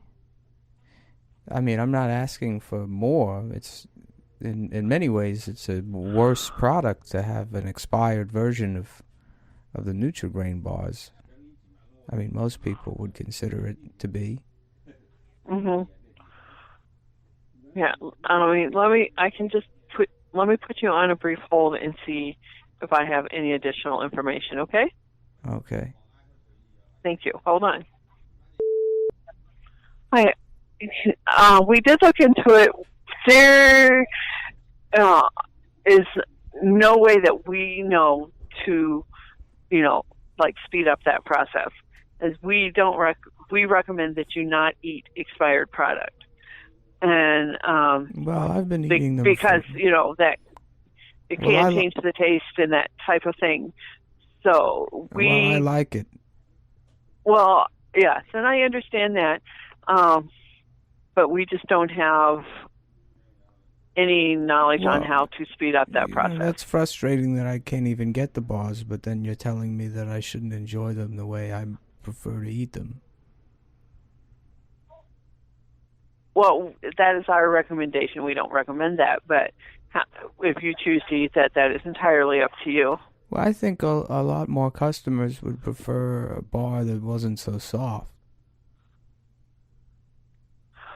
Well, I can certainly pass on your thoughts and share those with our management teams. Well, I don't know why you have to make them so soft. I mean, I'd been eating them already, and they were fine, I guess. But when they were much harder,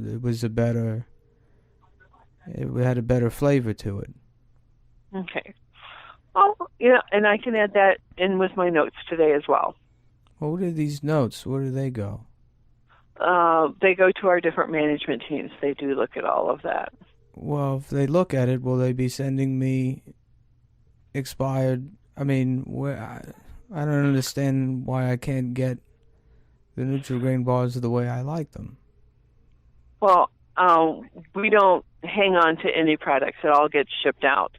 And so it would be the stores that would be able to have expired product. Is there any way that you could call stores or get a list of who's had shipments, not for a long time? No, there is no way I can look up the shipping. We just, it's just by store and distribution center. Well, what are the distribution centers? Well, each store has their own. That would be information you would have to get from the stores. That's not information we would have. Well, the distribution centers, when the Nutri-Grain bars expire, do they get returned to the distribution center? Each store is different. You would have to check with the store to see what they do with expired product. So not all of them get rid of them, you're saying? I don't know. Some of them probably do. I don't know if they get donated. Well, it's up to the stores what they do with the product. Do they get a refund from your company I don't know how that's done. What if I wanted to buy the Nutri-Grain bars directly from Kellogg's in bulk and then expire them myself? Unfortunately, we do not have any direct sales to consumers. The only other way to get them like in bulk like that would be like through Amazon. What? What is I'm that? sorry? What is that? Amazon is an online retailer. Oh, I don't want to do anything with online. Okay. Well, how can we solve this problem so I can get these expired Nutri-Grain bars? Yeah, the best thing to do would be talk to stores and see. Well, I tried that already in my local grocery store. We got into a bit of an argument about it. Yeah, well, and we don't have any product. We don't have any access to the product once it's, leaves our facility, and it's paid for by the stores, by their companies. What they do with it is entirely up to them. Could you recommend something that tasted more like an expired Nutri-Grain bar?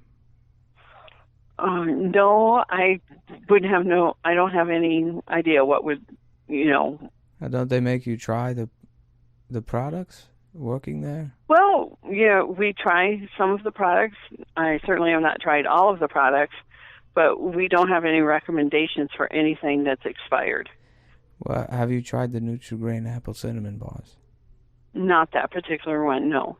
Oh, well, do you know someone who has there? No, there's about 100 of us. I would have no idea who's tried the apple cinnamon Nutri-Grain bars. Is there any way you could ask? No, because we're all on calls.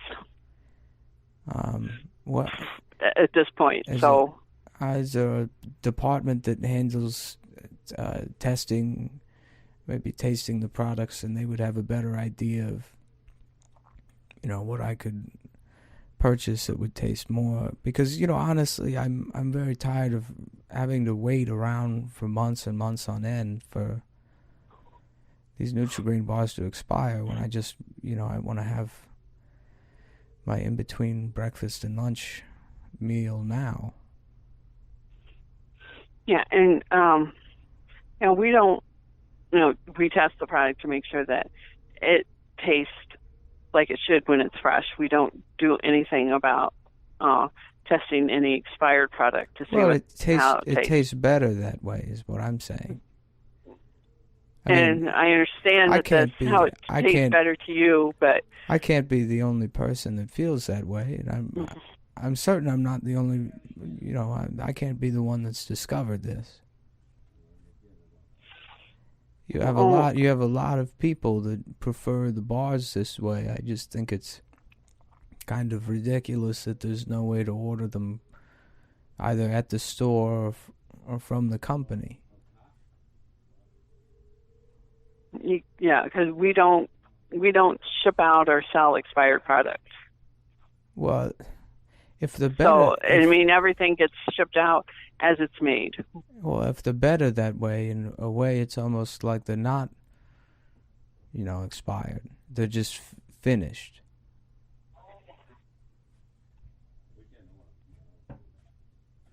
That's the end of the making process. Yes. They're made and they get shipped out. Well, they're shipped out not done. They're shipped out prematurely.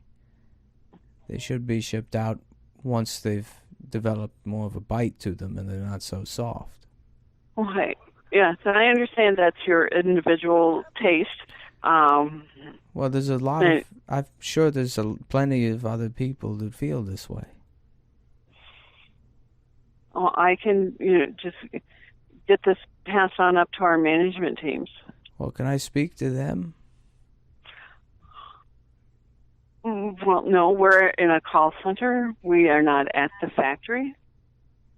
So how can I speak to the factory? There really is not a way. The only way is for us to enter your thoughts into our notes and get those passed on up to our management teams. Well, how likely is it that they're going to release some, an expired version of the apple cinnamon Nutri-Grain bar?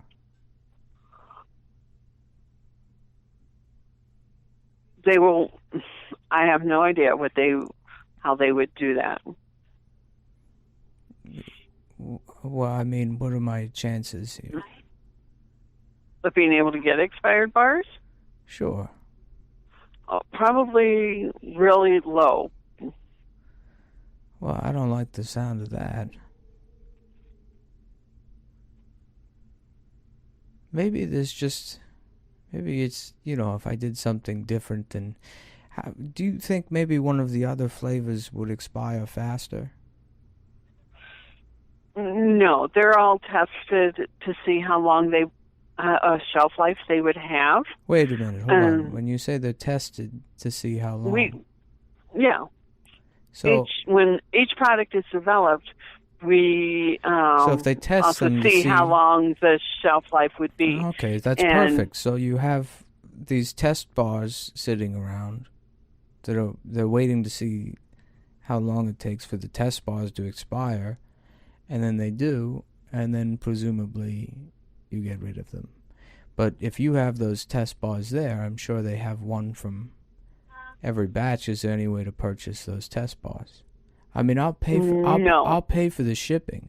I have no issue with paying for the product. I'm not looking for free.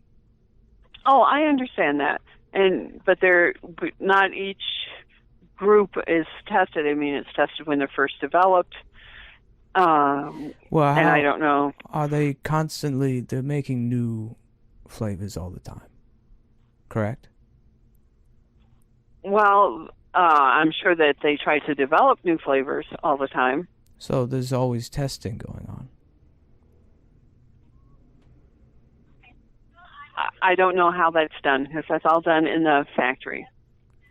Well, presumably. And I don't have any idea how they test well, the bars. Presumably they have. I mean, somebody's employed to find new, Nutri-Grain flavors. So if that's what they're doing, I'm sure there's, always new testing. I mean, if you see in commercials for any kind of food product where they show a factory, they're always doing, new experiments on flavors.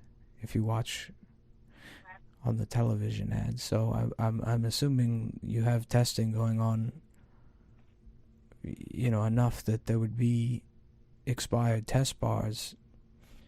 Oh, and around the and factory. like I said before, we recommend that expired product not be sold.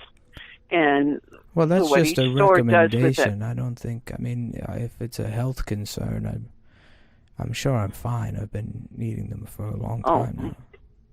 Yeah, but we would not sell you any products that would be expired.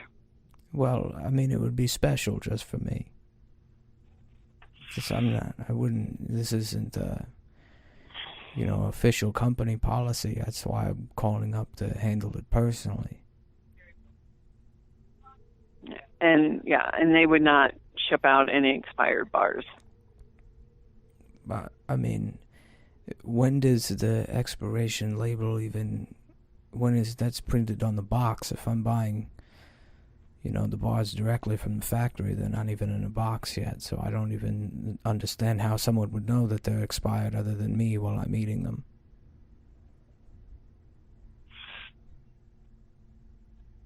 I just know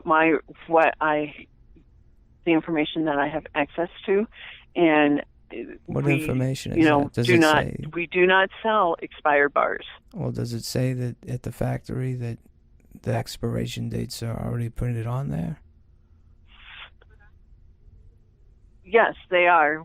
We have to print an expiration date on them. But only when they go into the box.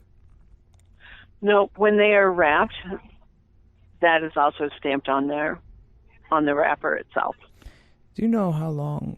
Is there any flavor that has a shorter No, they all have the shelf life is 8 months, and they all have the same shelf life. Do you okay? Well, if I left them in the garage, or maybe what happens in the expiration process? We guarantee that it is fresh. After that date, it is probably most likely not fresh. I don't know how you could speed up that process. Okay, what does not fresh entail? What does that mean? What changes in the bar? That I have no idea what changes in the bar. It can be the freshness of the bar overall. It can affect the taste. There's several components that it could affect. Could affect the texture, the taste, and the freshness, overall freshness of the bar. But what does that mean? It means that it changes. It can change after the date. But how does it change? That I don't know. I don't know how what the process is that changes it. Well, I'll tell you, it definitely is a completely different bar from, the ones where you just open them up from the box when you get home.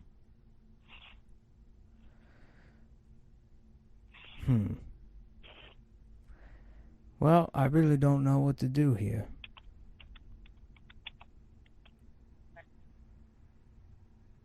Do you have any suggestions? No, I don't. Well, I really want those expired bars.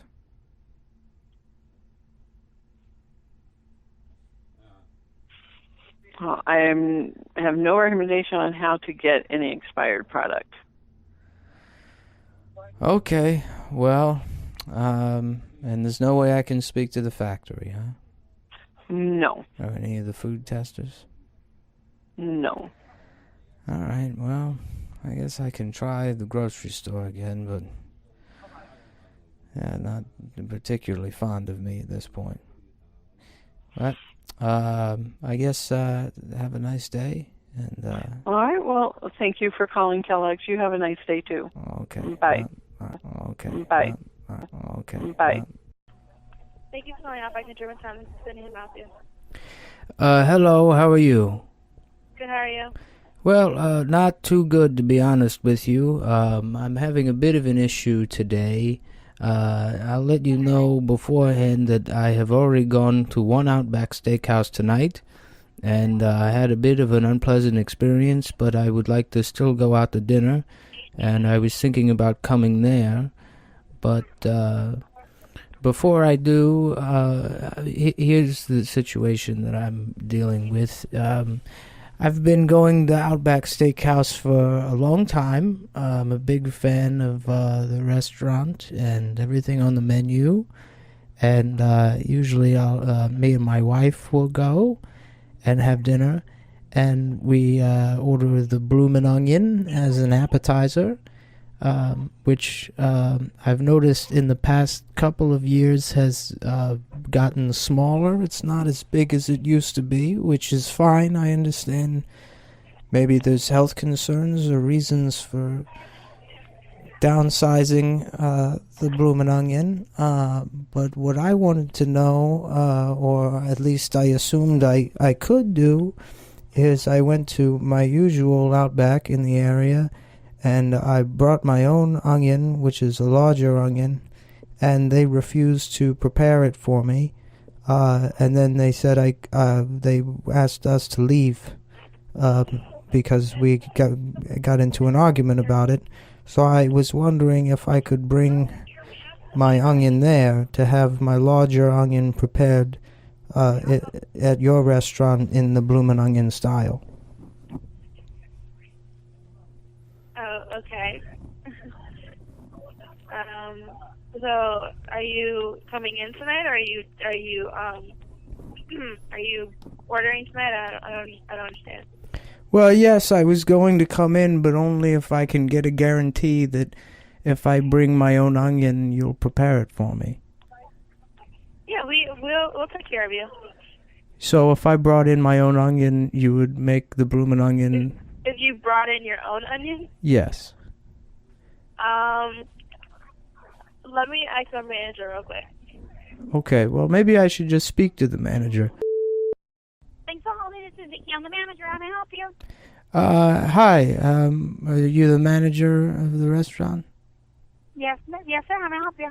Okay, well, I don't know if they relayed my question to you, but basically I had an issue at a different Outback, and I was going to come there and replace my regular Outback Steakhouse with your restaurant. What kind of meal are we talking about? What kind of food are we talking about? Well, an onion. An onion. A blooming onion? The bloomin' onion, The which... blooming onion. What kind of Outback were you picked it up? Well, I didn't pick it up. That's the issue. I was going to come to that restaurant. Look, I've been eating the bloomin' onion for years. I get that as an appetizer anytime I go to my regular Outback. Sorry, sir. I'm so sorry. So what regular Outback? Where do you get this blooming onion usually? Well, usually I've been getting the bloomin' onion for years, you see, but I've noticed that... When? Where? Here or which one? Which location Outback? The one in Herndon, but I need to find a different... Harlan. No, in Herndon. But I have to find a different Outback because, well, you see, I noticed that the bloomin' onions have gotten smaller in recent years, and I was wondering if I could perhaps bring my own onion to the restaurant that's a more appropriate size. And so I brought one into the Herndon restaurant, and they told me that they wouldn't do that, and we got into a bit of an argument. No, we don't do that, sir. We can't cook another onion. Well, the onions... We're liable for it. I understand that, and that's why I'll make sure the onion is clean before I bring it in. Yeah, but we just can't, because we can't bring another food and cook it. Well, we can't do it. If it'll be like you're getting it from the store. In fact, I could sell you the onion. But that's what I'm saying, because we're only allowed to cook products that come out of our vendors. Okay, well, that product did not come out of our vendors. Sorry. We could set it up so that I'm seen as a vendor, and I can bring in... Sorry, sir. I really can't. I'm very sorry. Well, what if I go to one of your vendors and select an onion? How about this? If I come, can I take a look at the onions you already have and choose one that I think would be more, not one of the smaller sized onions?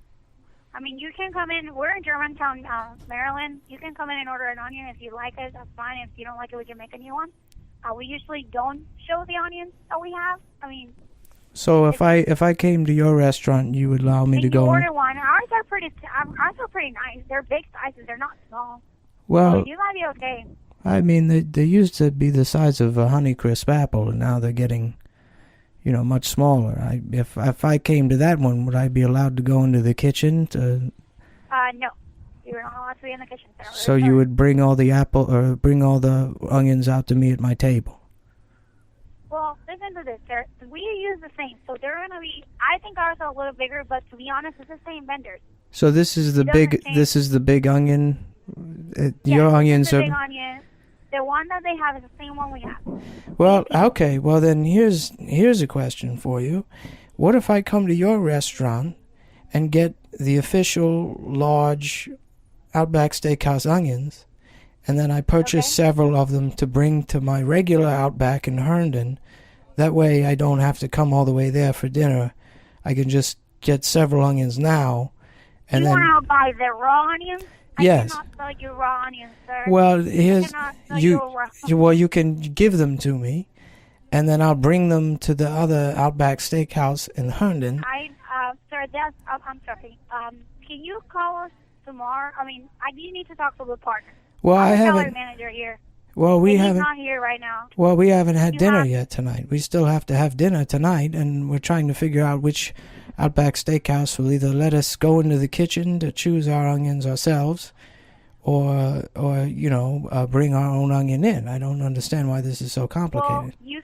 Well, we just can't. I'm sorry. It's not. I don't make the rules. I'm very sorry about that, sir. But the Outback I cannot have a Steakhouse, blooming onion from you. Outback Steakhouse has no rules. That's right there in the advertising, and I call in with one question. We do have blooming onions. I just can't let you bring No, them. it says no. It says no rules. That's what they say.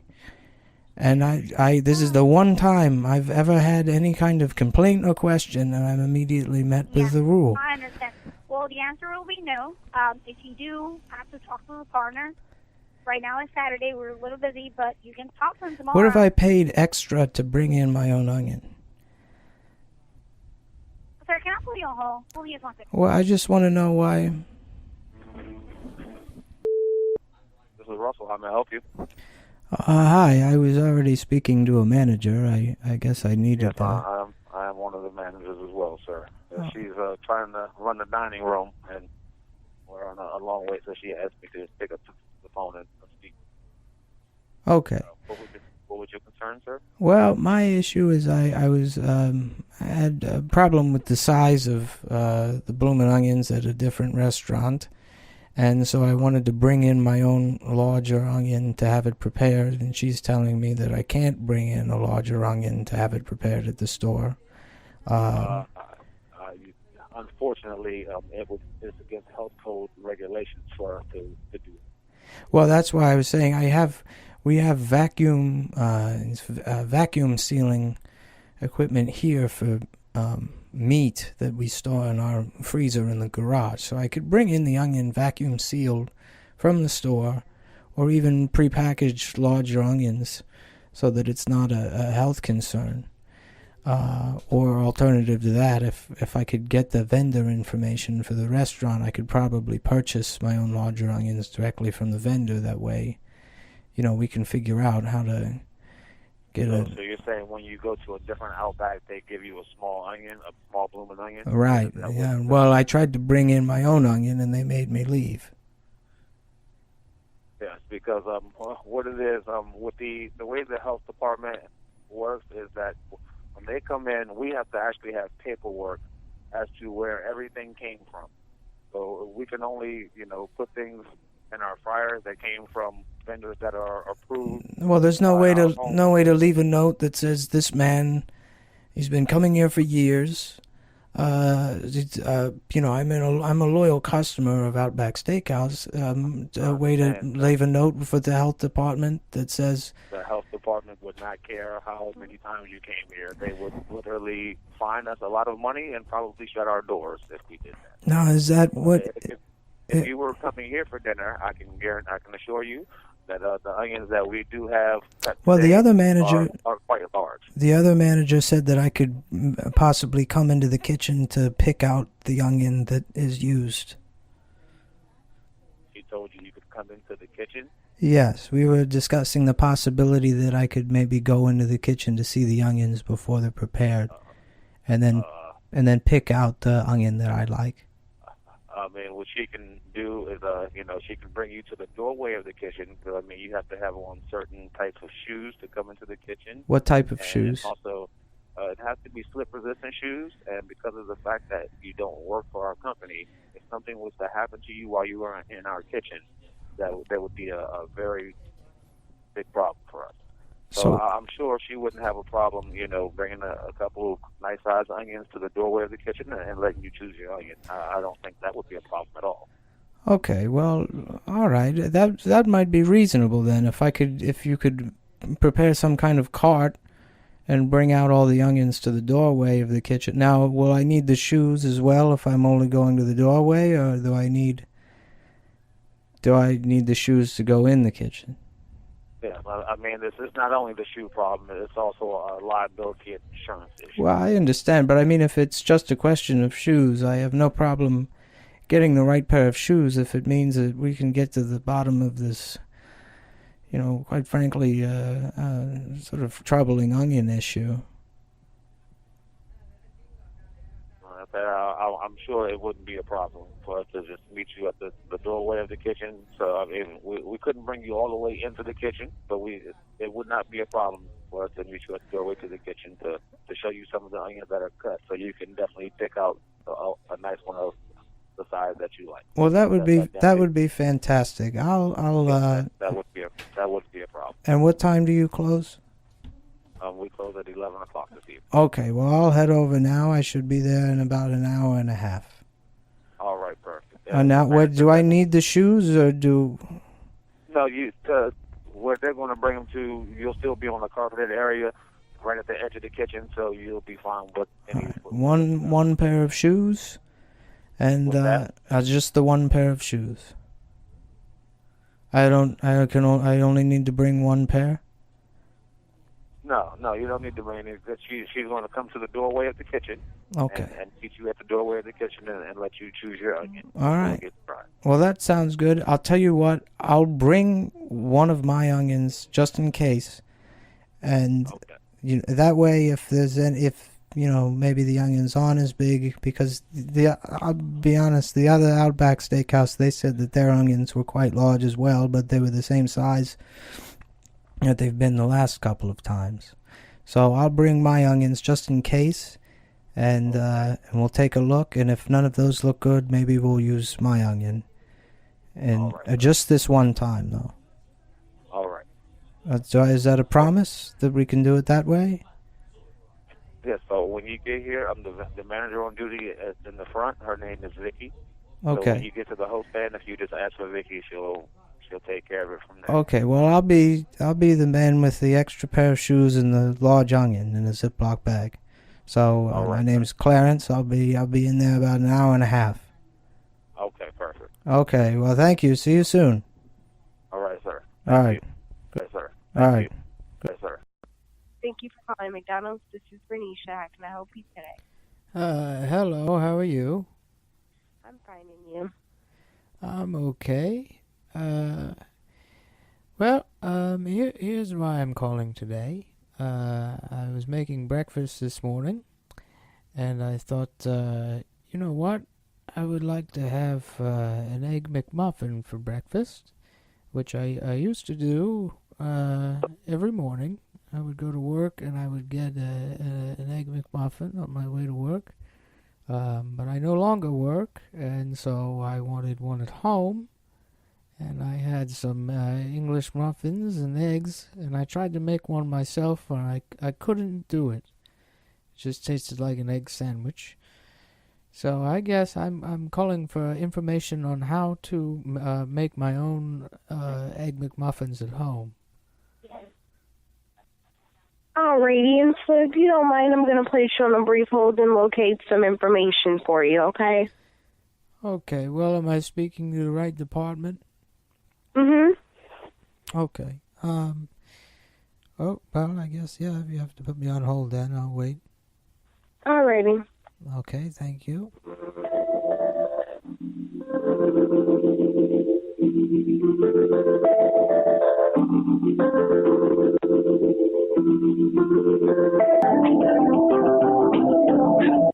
Thank you so much for holding, sir. I did go ahead and locate some information for you.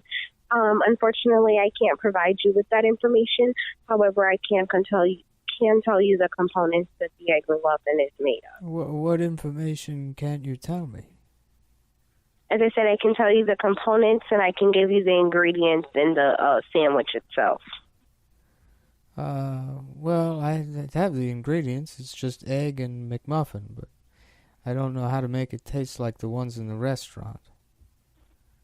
Well, I can always advise you to just visit one of your local restaurants and purchase the Egg McMuffin from there. Well, I would do that, but I'm disabled, and I can't go to the restaurant anymore. That's why I want to make them at home.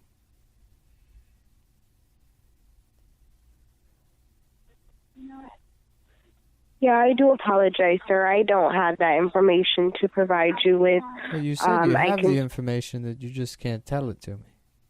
No, I don't have the information to provide you with. I'm sure that someone knows how to make the Egg McMuffin, but I don't have the information. Who there knows how to make the Egg McMuffins? You can inquire with your local restaurant.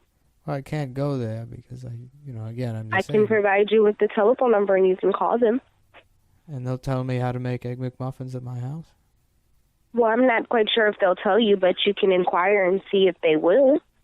Well, why wouldn't they tell me? I mean, it's a McDonald's trademark, sir. I'm not quite sure. Well, I'm not they're able to selling the provide Egg me information. McMuffins. These are for personal use. I'm not going. You know, I can sign a document that says that I have no intention of taking the trademark and using it to sell my own brand of Clarence sandwiches. I wouldn't do something like that. I just want to enjoy Egg McMuffins that I've prepared for myself at home, you see.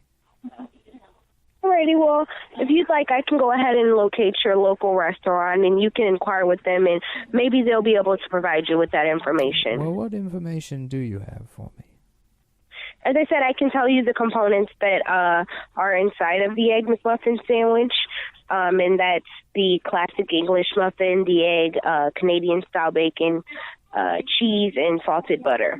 Okay, what kind of cheese? Pasteurized processed American cheese.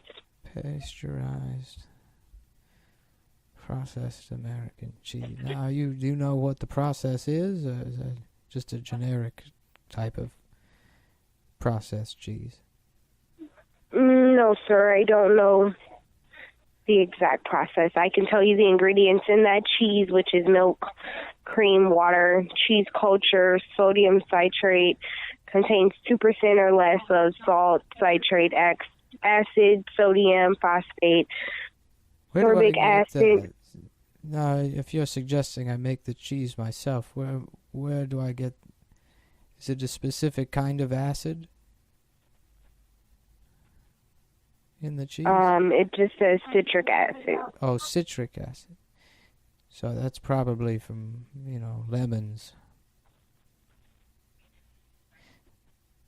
Okay, so, well, if that's just the cheese, then you said. I can provide you with the ingredients of everything else. Well, let's start with the cheese, because I have a feeling that that's probably the most important part. So if I was going to make the cheese myself, I would need milk. And then what was the next one? Cream. Okay, cream, got that. Water. Water, sure. Cheese culture. Does that go by a different name? No, sir. I only have cheese culture in my system. Okay, well, I'll write that down, and then I'll go back to that later. What else would I need? Sodium citrate. I don't know what that is. You don't know what that is? Yes. What's sodium? Sodium nitrate, you said? Sodium citrate. Sodium citrate. Is that? Do they sell that on Peapod? Do you know? I'm not quite sure. Okay. Well, I'll check with them. I'll write that one down. And what else do I need here for the cheese? One second, sir. Well, what was the one after the sodium citrate, you said? And that's the salt, and then it's citric acid. Salt and citric acid. Well, I certainly know salt. That one shouldn't be too hard, I don't think. And that about does it for the cheese then, huh?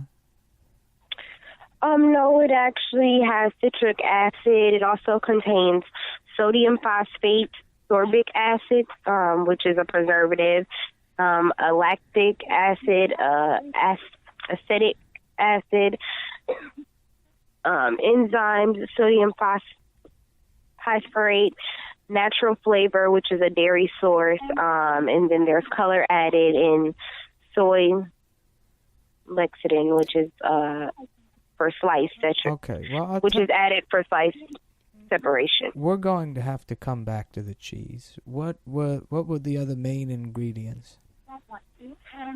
Well, it contains the English muffin, the egg, Canadian-style bacon. The English muffin, I can just get Thomas's brand English muffins. Is that correct? Mm-hmm. Okay. So the English muffin is probably not the key to making a proper Egg McMuffin. We'll just go with Thomas's on that. And we're coming back to the cheese.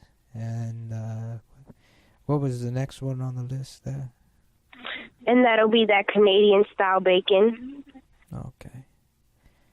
And is that a special type of Canadian-style bacon? No, it's just Canadian-style bacon. Okay. Now, or cured with water, sugar, salt, and sodium lactate, sodium phosphate, natural flavor, and sodium diatate, and sodium nitrate. Is that more of the cheese ingredients? Are some of these the same ones that are in the cheese? Some of them are the same, yes.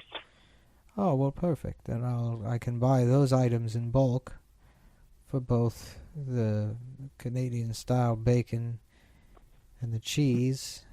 That way I save a bit of time while purchasing all of my sodium phosphates and citrates, you said, sodium citrate. Now, do you know where do you buy these things? I'm not quite sure, sir. Well, where does and I do McDonald's, apologize for where that. does McDonald's get them? Where do we get the ingredients? Right. Again, I'm not going to go into business selling my own sandwiches. Unfortunately, sir, I can't provide you with that information. I do apologize. Well, is it an American company? Is it an American company? Yes. The ingredients that we get for the Egg McMuffin? Right, yes. Mm-hmm. Would you, well, which company is it?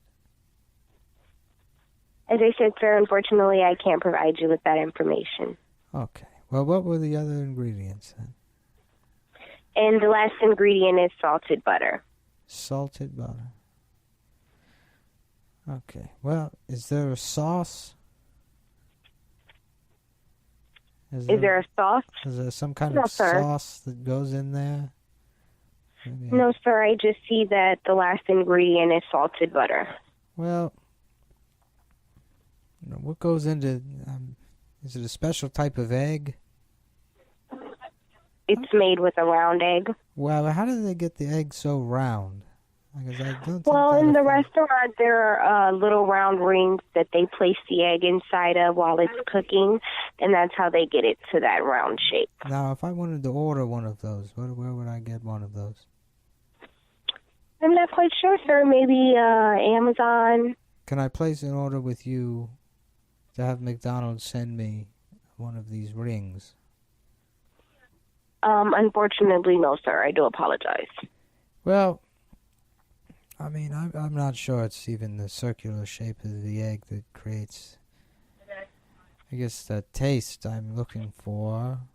And if it's not, if it's not salted butter or the English muffin itself or the bacon, it has to be that cheese, which I thought in the first place. So I guess the key ingredient is probably somewhere in that list of sodium. Elements. What were they again? Between after the sodium citrate and before the preservative. Mm-hmm. Which one was that? You said which one had the preservative in it? No, on the list.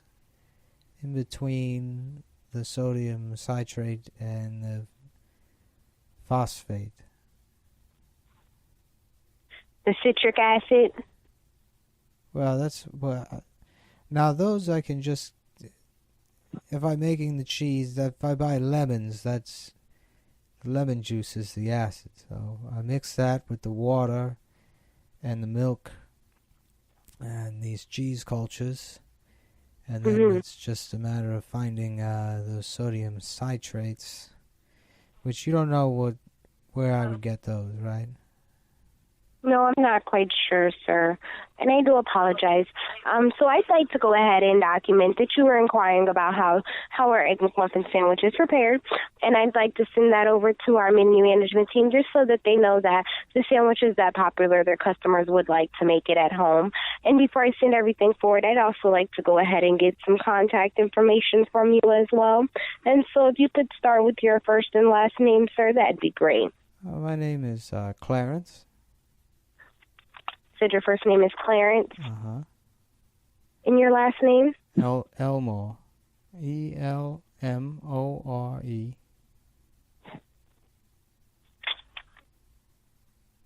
your mailing address? Are you going to send me information on how to make the sandwiches? Well, sir, it's just as a record of our call today. Oh, well, I'd rather not give out my address unless I was receiving information on how to make the sandwiches. Alrighty, and that's perfectly okay. I do still appreciate you calling today. And how about a telephone number for you? Well, if you're going to contact me in the future, I would prefer it would be for information on how to make the sandwich. I mean, we still really haven't gotten that information yet. I mostly have just been confused by a list of cheese ingredients. You said the local restaurant will give me information on I'm not quite sure if they will or if they won't. That's why I said if you'd like, I can look up your local restaurant for you and provide you with their telephone number. Okay, well, my zip code is 78722. If you could find one near there, I guess I could call them. And I do apologize, sir. You said that zip code was what again? It's 78722. And what street is that restaurant located on? Oh, I'm not sure. There's a couple in the area. I haven't been there in a while. I'm disabled now. Well, would you like me to just provide you with the telephone number for the restaurant nearest to you? Is there any way you could transfer me? Transfer you to that restaurant? Sure. Unfortunately, no, sir. I do apologize. Oh. And there's no one there that'll tell me how to make the sandwich? Unfortunately, as I said, we don't have that information to provide you with. Well, if I call the restaurant, do you think they'll tell me or no? I'm not quite sure, sir. I can't speak for the restaurant. I do apologize. So there's a chance they will or no? I mean, if using your best judgment as an employee of McDonald's. I mean, it's not about how I feel. It's more about how you feel about the situation. And that's why I said if you'd like that number, I can provide you with it. Unfortunately, as far as whether or not they'll provide you with the information, I'm not quite sure. And I don't want to give you an answer based off of my judgment and it be incorrect and you be upset or anything like that. And so, I'm not going to be upset. I just, I mean, I've spent a lot of time today and yesterday, too, trying to make these sandwiches. I mean, it's already pretty late in the day now. I've been up since 4:45 in the morning, trying to make... And I definitely do understand, and I do apologize, sir. But as I said, it's more about how you feel about the situation, not I. Well, how I feel is I'd prefer to just eat the sandwiches at home and be able to make them. Now, if I order one of these rings, I would prefer to get the ring from McDonald's themselves. That way, I can be sure it's the same kind of ring they're using in the restaurant. If I were to go, to an outside source, I don't know if I'm getting the right shape, and something's setting off the taste of the muffin sandwiches I make at home versus the ones that I do remember from the store. I mean, I guess maybe it has been a long time since I've been to an actual McDonald's to eat one of the sandwiches in person. I mean, I guess I suppose it could be that I'm just remembering them differently than what the sandwiches I'm making at home taste like. Is there any way to have the food delivered to my house? Unfortunately, no, sir. I do apologize. I probably should have started with that rather than trying to make them myself. On second thought, there's no any kind of supplementary delivery service that you know of? No, sir. Well, let me ask you this. Is there any menu item that you can tell me how to make myself? No, sir, and I do apologize for that as well. Now, do you know what the reason for that is? Well, being that McDonald's has a trademark on all of those products, unfortunately, we can't provide you with that information simply because we don't have the information, and as well as it is McDonald's information to keep to themselves. Well, I understand the trademark for, business purposes. That makes sense, obviously. But, I mean, you have a lot of customers that are senior citizens. I mean, myself personally, I've been a customer for probably 75 years prior. And, I'm not going to, again, steal any of the information to make my own sandwich making operation here. It's talking about at most maybe 3 or 4 egg McMuffins to myself per day, and that's on an extreme end. I doubt I'll even be preparing that many sandwiches. Perhaps, here or there, maybe I'll have a friend come over and they would have one, but I don't understand how it affects, with all due respect, your company's business to such a degree that I can't just have the information on how to prepare the sandwiches myself. And I definitely do understand, sir, and I do apologize for the inconvenience. Now, I do have all that information documented, and as I said, I'll get it sent over to our menu management team so that they know how that our customers are inquiring about how to make that product at home. And what is the menu management team? What do they do? Well, they're the managers of our menu department, meaning our menu products. So they would have the information on how to make the sandwiches. Well, I'm not quite sure about that, sir. I wouldn't know. Can I speak to someone in that department? Unfortunately, as you said, sir, I can't transfer you over to any different department. I do apologize. That's a phone. The phones don't work that way, or? The phones don't allow you to transfer me to another department, or? Well, all of the departments are not located in the same area, so I wouldn't be able to transfer you to a department that's not located with me. Oh, well, where is the menu management department? Do you have a phone number for them, or? Unfortunately, no, sir. So when you contact them, how do you go about contacting them? We send everything over electronically. Through a something fax? Like an email.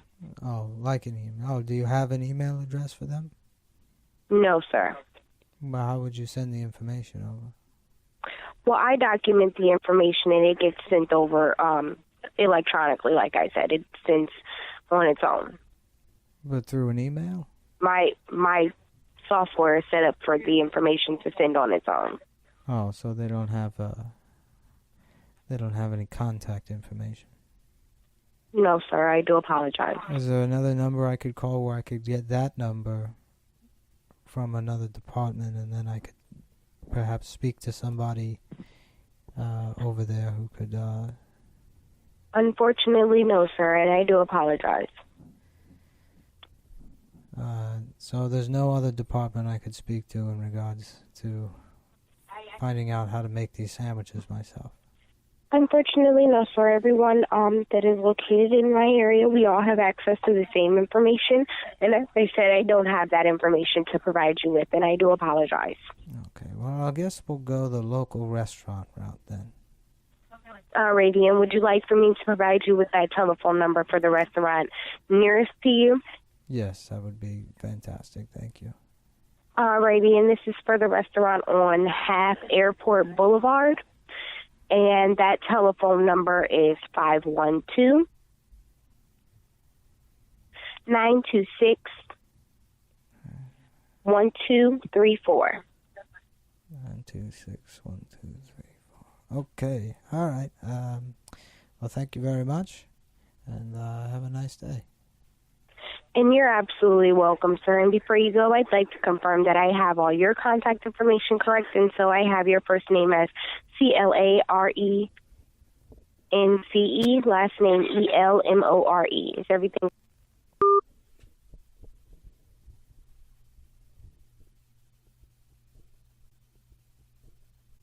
It's so embarrassing, but when I moved to New York City, for like the first 4 or 5 months, I listened to the Infamous on my phone like every time I was on the train. Yeah, I still listen to that album. It's a fucking great album. The best. I mean, it's the best, but it's like But you're soundtracking really your gay. life is like such a of course. nerd move. Yeah. It's such a nerd move. Everyone does it. When you put music on in New York, you feel like you're in a movie. Yeah. It's really I gay. wish they could see how gay the smile you have right now. Everyone does it. They just said the G train in this song, and I'm on the G train. I like listening to the Dune. No, sorry, not the Dune. The audiobook? For No, Dune? the Tron soundtrack, the Daft Punk Tron soundtrack while walking around, and then you just pretend you're like a supervillain waiting to blow up the city.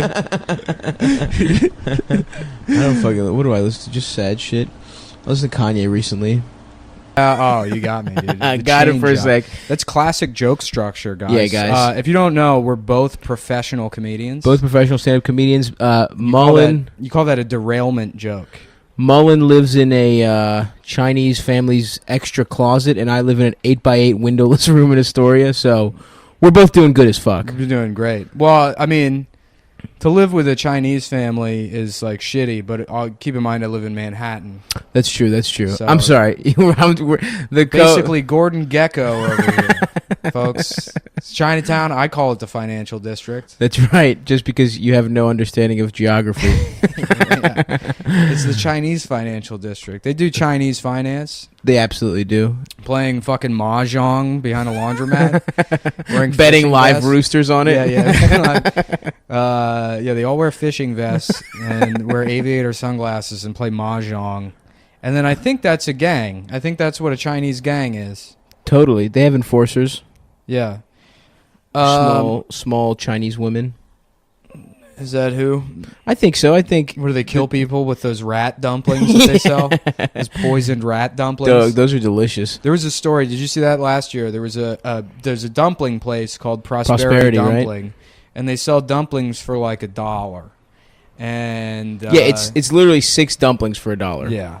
And there was a news story where they showed somebody got a picture of the kitchen, which is just the alley behind Prosperity Dumpling, and they're making the dumplings like next to the trash, and there was like a rat on the table where they're making the dumplings, and people are like, "I can't believe this," and it's like, "Yeah, I can, totally can." Why did you think the dumplings were so cheap? Yeah, exactly. It's meat. It's like pieces of meat for $1. For 6, it's unbelievable. That shouldn't be allowed. But I go. I mean, I still go. I was bummed when it closed down, even though I knew it was gross. My spot is on Moscow, in between Mott and Mulberry. There's a dumpling place, and I don't even know if it has a name. And the woman that works there is just like a pirate. She's like a Chinese pirate. Eye patch? No, she's just got like a pirate vibe. You know? Oh, she's more spiritually a pirate than anything. She's got like the pirate vibes. Mm-hmm. Pirate aura to her. But that place is good. That one's 1 for 5. Those people. I live with all Hong Kong pirates. There's a dumpling Is that what place. you call Chinese people? Yeah, Hong Kong what a pirates. great name. What a great name. Well, me and my Hong Kong pirate. Yeah. The grandmother doesn't speak any English at all. So Does she like you? I could call her Hong Kong pirate. I don't know. That's also a great band name. Yeah. Hong Kong pirates. Yeah. Dun, dun, dun. Yeah. And then I have to open every show with. 1,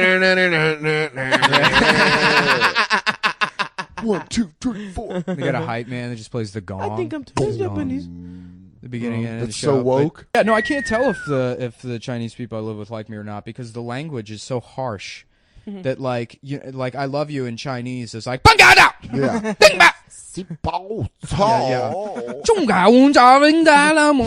He say he rip your face off.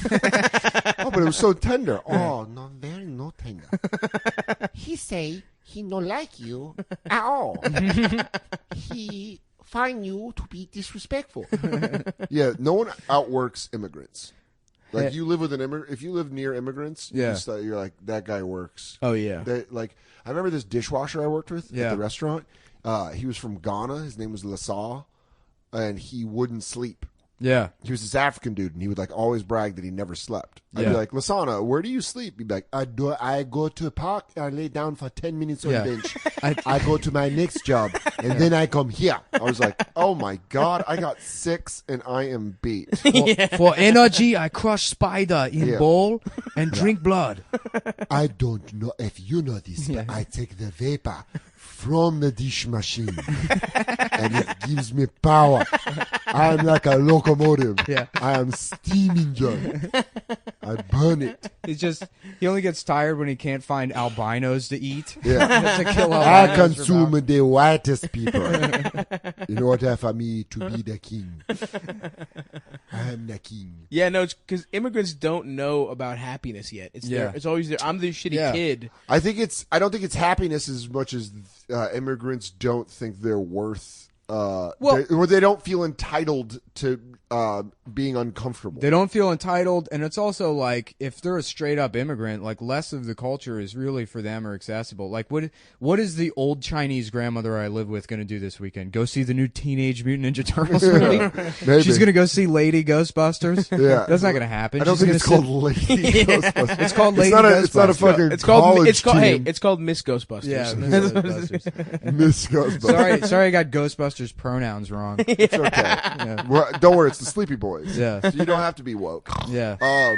But also it's that thing of like, I think even children of immigrants, in an American thing, is you think you have the right to not be uncomfortable. So when you're uncomfortable, you're like, I'm uncomfortable. Yeah, and you take that as like pain. What? Where like immigrants work like 100 hours and their hands are bleeding from their being dry, and they're like, well, that's not pain, that's uncomfortable. Right. Yeah, it's funny because I mean I live in a tenement with this Chinese family. Yeah. And it's close quarters, and the hot water's off all the time, and they have no recourse. They can't. I mean, I've complained to 311, it does nothing, and they just have to live like that. They do all their laundry in the fucking shower, and they live off pennies. And so when you planning on moving out? Well, that's the thing is like I'll tell people about it, and like even Ari was like, "Yeah, human beings aren't supposed to live like that," and it's like, but referring to me, I'm like, "No, plenty do, plenty of them do, and they're fine with it." They're like, "How do you do that?" It's like, well, I mean, the Chinese do it. And they're like, "Yeah, but then, they're different somehow. They're not people." And it's funny. I love, but because it's on the Lower East Side. There's all these like people like tourists will come and they'll go to the tenement museum and go on walking tours of the Lower East Side, and they'll be like walking past Chinese families that live in the Lower East Side, and they're like, "Yeah, can you believe how hard immigrants used to struggle in this neighborhood?" But I mean, like the good kind of immigrants, not the kind that had the soupy language that we don't understand. Like the suspender mustache guys, the organ grinders, the kind of immigrants who like to romanticize. Not remember the guys who used to wear paperboy hats? Yeah, not the ones that spend all their time squatting and smoking illegal cigarettes. It's contaminated with fucking Chernobyl radiation. Yeah. Russian old Moscow cigarettes. Yeah. Not those kind of immigrants. Boiling chicken hearts. Yeah. No, but they do it. And I mean, I actually like have a lot of respect for them. Yeah, and they've been like super cool. They kind of almost like my heart melted when the FBI came to my apartment looking for me, and I wasn't there, and the fucking dad was like, "Even if they come back, we tell them we don't know you." And I was like, "Are you my new dad?" Yeah. He had no clothes on when he said that too. He was wearing his boxers. He'd eating fish eyes off a plate with chopsticks. And he's like, "Yeah, we tell them we don't know you. It's okay. It don't matter." I tell them, "Fuck off." Yeah. You ain't cool with me. Paris. We call transporter. Send you to Hong Kong. Yeah. We get transporter to bring you back to Hong Kong. I've been hired by your Chinese family to take you over to Hong Kong. Is your name Nicholas Mullen? Well, here's the deal. I've got about 15 minutes to put you in the back of this BMW before half the triads and the FBI come looking for both of us. So get in right now. Yeah. Hi, I'm the transporter. We call transporter. Yeah, transporter. Transporter. I see him right there. The casual conversation. How you doing, Ling? Yeah, I'll come pick up your boy. Where are we going? Oh, HK. Nice. Hope you don't run into Hong Kong pirates. That's a trailer for the movie Callback with Jason Statham. It's just all callbacks. Something I didn't get from SNL. How does Jason Statham not have a podcast? That would be the #1 celebrity podcast. That would immediately Welcome to be. Jason Statham puts together IKEA furniture. It's a frustrating podcast. You're All it listening to goes- What the Fuck with Jason Statham. I just go to the newspaper and go, what the fuck is that? Oh, hey, look, Donald Trump ahead again. What the fuck is that? I was helping Norman Hormones Wilkerson move one time. Yeah. And or not move. He just had to move a bunch of shit in and out of his house. Him and his wife bought this house and like remodeled it themselves. So they were moving shit in and out of the garage. And while we were moving, I found this pair of like white gloves, like very fancy like white gloves. And so I put them on, and then I was like just pantomiming lifting stuff like a mime, which was initially a very funny bit. But then after like 20 minutes, I still wasn't helping at all. I was just, like pretending to carry stuff. And they're like, seriously, why are you even fucking here if you're just going to keep doing that? And then I left the patio door open. They're like, close that. The cats are going to get out. And then I just pretended to close it. And the cats ran outside, and they just weren't amused. Lulu thought it was very funny. Lulu was there. Who's that? His wife? No, Lulu is part of the. Stanhope's girl? Sort of. Yeah. No. That's. What's her Bingo. name? But Lulu and Isaac. Her name's Nemo? No. Bingo. They were. Isaac and Lulu were my first roommates in Austin. And they're like they're part of the old like Stanhope Panamint crew. Right. People that would go out to the Just desert. go do drugs and shit like cool. Someone smoking a Cool cigar Burning in Man. Yeah, it here? smells like That's me. It smells like a fucking Black and Mild. When you turn 28, you become old and you just smell like cigars and you're racist. But it smells like the pipe. Did you guys ever smoke the pipe brand of Black and Mild that had the wooden tip? No, but Nick used to smoke pipes in his windowless room in Chinatown. Dude, I just cleaned out my pipe and I'm going to start smoking it again. Why? That is fucking disgusting. You're just sitting in smoke? Yeah, just smoking my Briarwood pipe. My English blend tobacco. Taking showers in a big ass utility sink in the hallway? Yeah. There's this old ass woman that would make soup in that disgusting sink. The big rectangular sink. It was always clogged. You go in there and she'd be like, I'm like, I have no idea what you're saying. She's like, I'm like, we're not going to get anywhere. I don't know what you're saying. How many people did live on that floor? 9. 9? 9, yeah. 9 people occupied it. I don't know how many people like stayed there. There was some guy. What's great is like because I guess the doctor wanted to rent it out to other businesses. So the first 2 rooms were like rooms before he gave up and was like, "Yeah, you can just live here," Yeah. So the first room was another like acupuncture, massage guy. And that guy was great. I would go bum cigarettes from him, and he would always be sitting and watching Chinese movies on the shitty little TV while there was like a naked man behind him on a table, like a naked Chinese man, just lying face down with his ass out. And he would like just sort of like be like, "Yes," and then like slowly close the curtain behind him to cover the nude Chinese man. And be like, "Can I get a cigarette?" Imagine going to a business where fucking it's right next to just you in a windowless room smoking a pipe and like 3 children. And for my troll blog career. Yeah, that was Nicole Mullen headquarters. Those were good days. My favorite thing about that place is that you had a lock on the door, but the door like was basically like shutters. Like it was like like Venetian blinds kind of. Yeah. Like literally, if you wanted to steal Nick's $12.37 worth of possessions, you could just karate chop your way into this room. And everyone there what's did interesting know is they built the place with karate. That's true. That's the secret to breaking it down. Is they karate chopped all that fucking equipment up on the walls. There was no like fridge or anything, right? There was just I bought a fridge. I bought a Okay. mini fridge and put it in the. But there's no like common fridge, right? No, and then I had No to sell that kitchen? mini fridge on Craigslist. And some guy like called me at like 2:30 in the morning on like a Wednesday, and he's like, "You still got that fridge?" I was Needs like, a "Yeah, fridge man. that bad? These are real fridge hours. Fuck, man. Yeah, well, you've made it now. You're you have a 65-inch television. Yeah. You're 28 years old. No one thought this was ever going to happen. Never thought you'd make it past 25. Joke's on you. He's still alive. He's still alive, bitch. I gotta get somebody else. Yeah, I'm gonna steal this TV while Nick's sleeping one of these days. No, this shit is big as fuck. Like I say, I don't steal no more, but I praise. How much you think this TV costs? This shit costs like at least a month's rent for me. Yeah, it costs more than a month's rent for me. Okay. Yeah.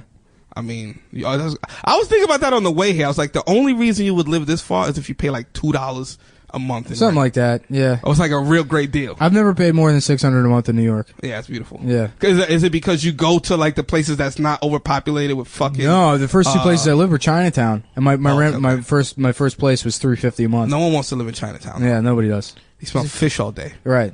Fish and garbage. Yeah. What you do is you just pretend you're in Blade Runner. Where'd you move there from? Lasso's in Maryland. Yeah. So that was cool. Like you moved to fucking Chinatown. The shittiest place I lived was in Los Angeles. I lived in a garage. Jeez, yeah, but that Larchmont, you were in Larchmont, right? Or in Atwater. Atwater. Yeah, that's a nice neighborhood though. In a garage? Yeah, but I lived in a garage that fucking there was sewage that would back up out of it. It soaked all of my clothes and feces. Shit. It is a nice neighborhood though. What, Atwater? Yeah. Atwater Village. Whose garage was it? Some lady, you know what's so funny? The first place I went to, like when I was staying on Ryan Stout's couch, and so I started doing the Craigslist thing, like trying to find a place, and every place I looked was a fucking nightmare. And I went to one place in Atwater the first time, and it's like a decently priced place, and I go in and it's like two, like, like housekeeping, like those kind of ladies, like middle-aged, sort of trollish looking, right. Like immigrants. Yeah, but like the ones that look like they're indentured servants for Motel 6.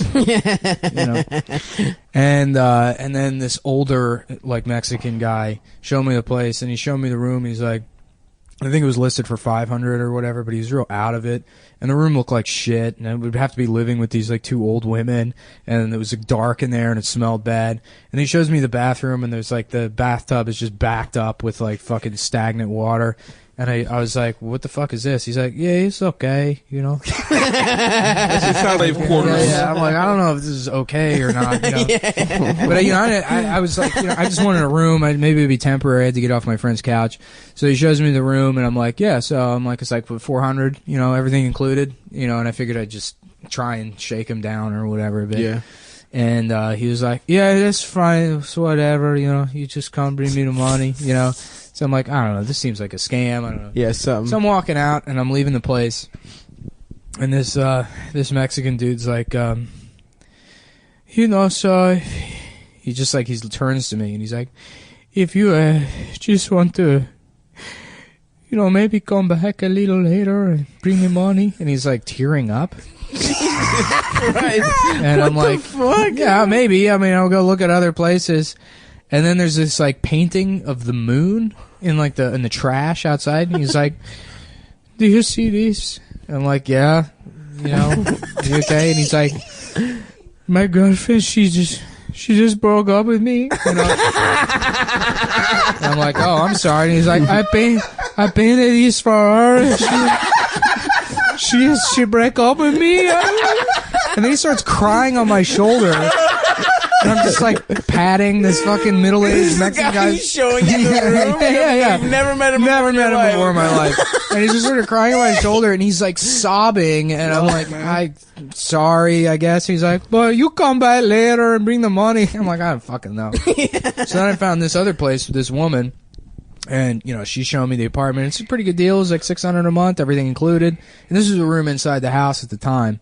And she's like, yeah, my son's here half the time. He spends half the time with his dad. And there's like, all this stuff dedicated to her son, which is fine. I guess people love their kids or whatever.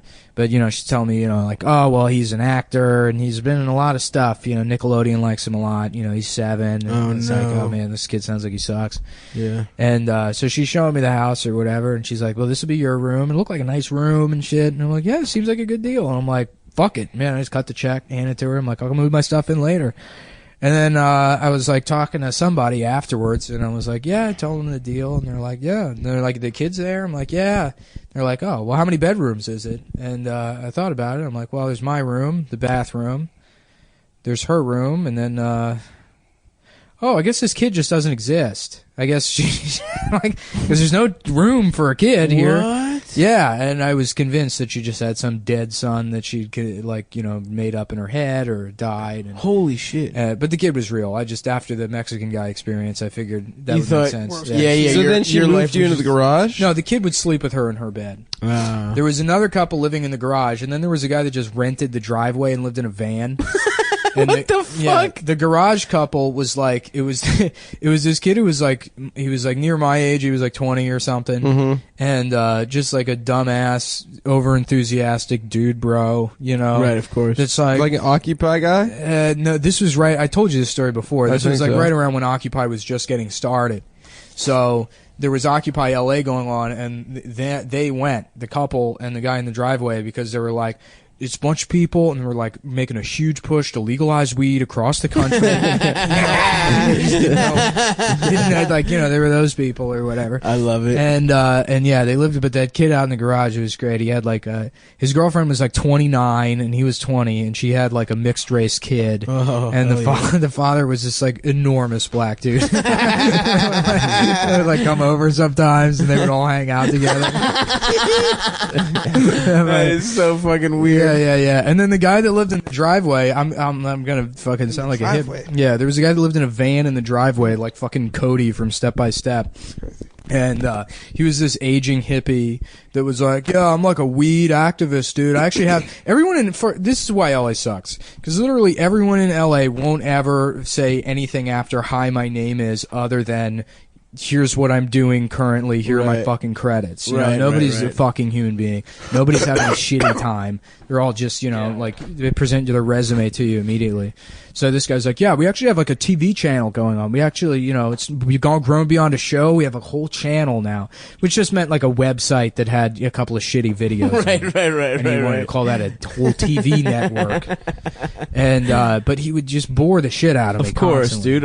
An old hippie weed guy, the worst. And he would fucking, tell me these stories about, oh yeah, we got this car and we actually converted it to run on hemp oil. It's like your car doesn't also need to smoke weed. I don't. And but he was telling this story one time, and he's telling it with the same boring, casual tone he always does. He's like, yeah, we hitchhiked all the way down through Mexico into Guatemala, and then we wound up in this mountainous region, and that's actually where I learned Spanish, was from the locals in this mountainous region.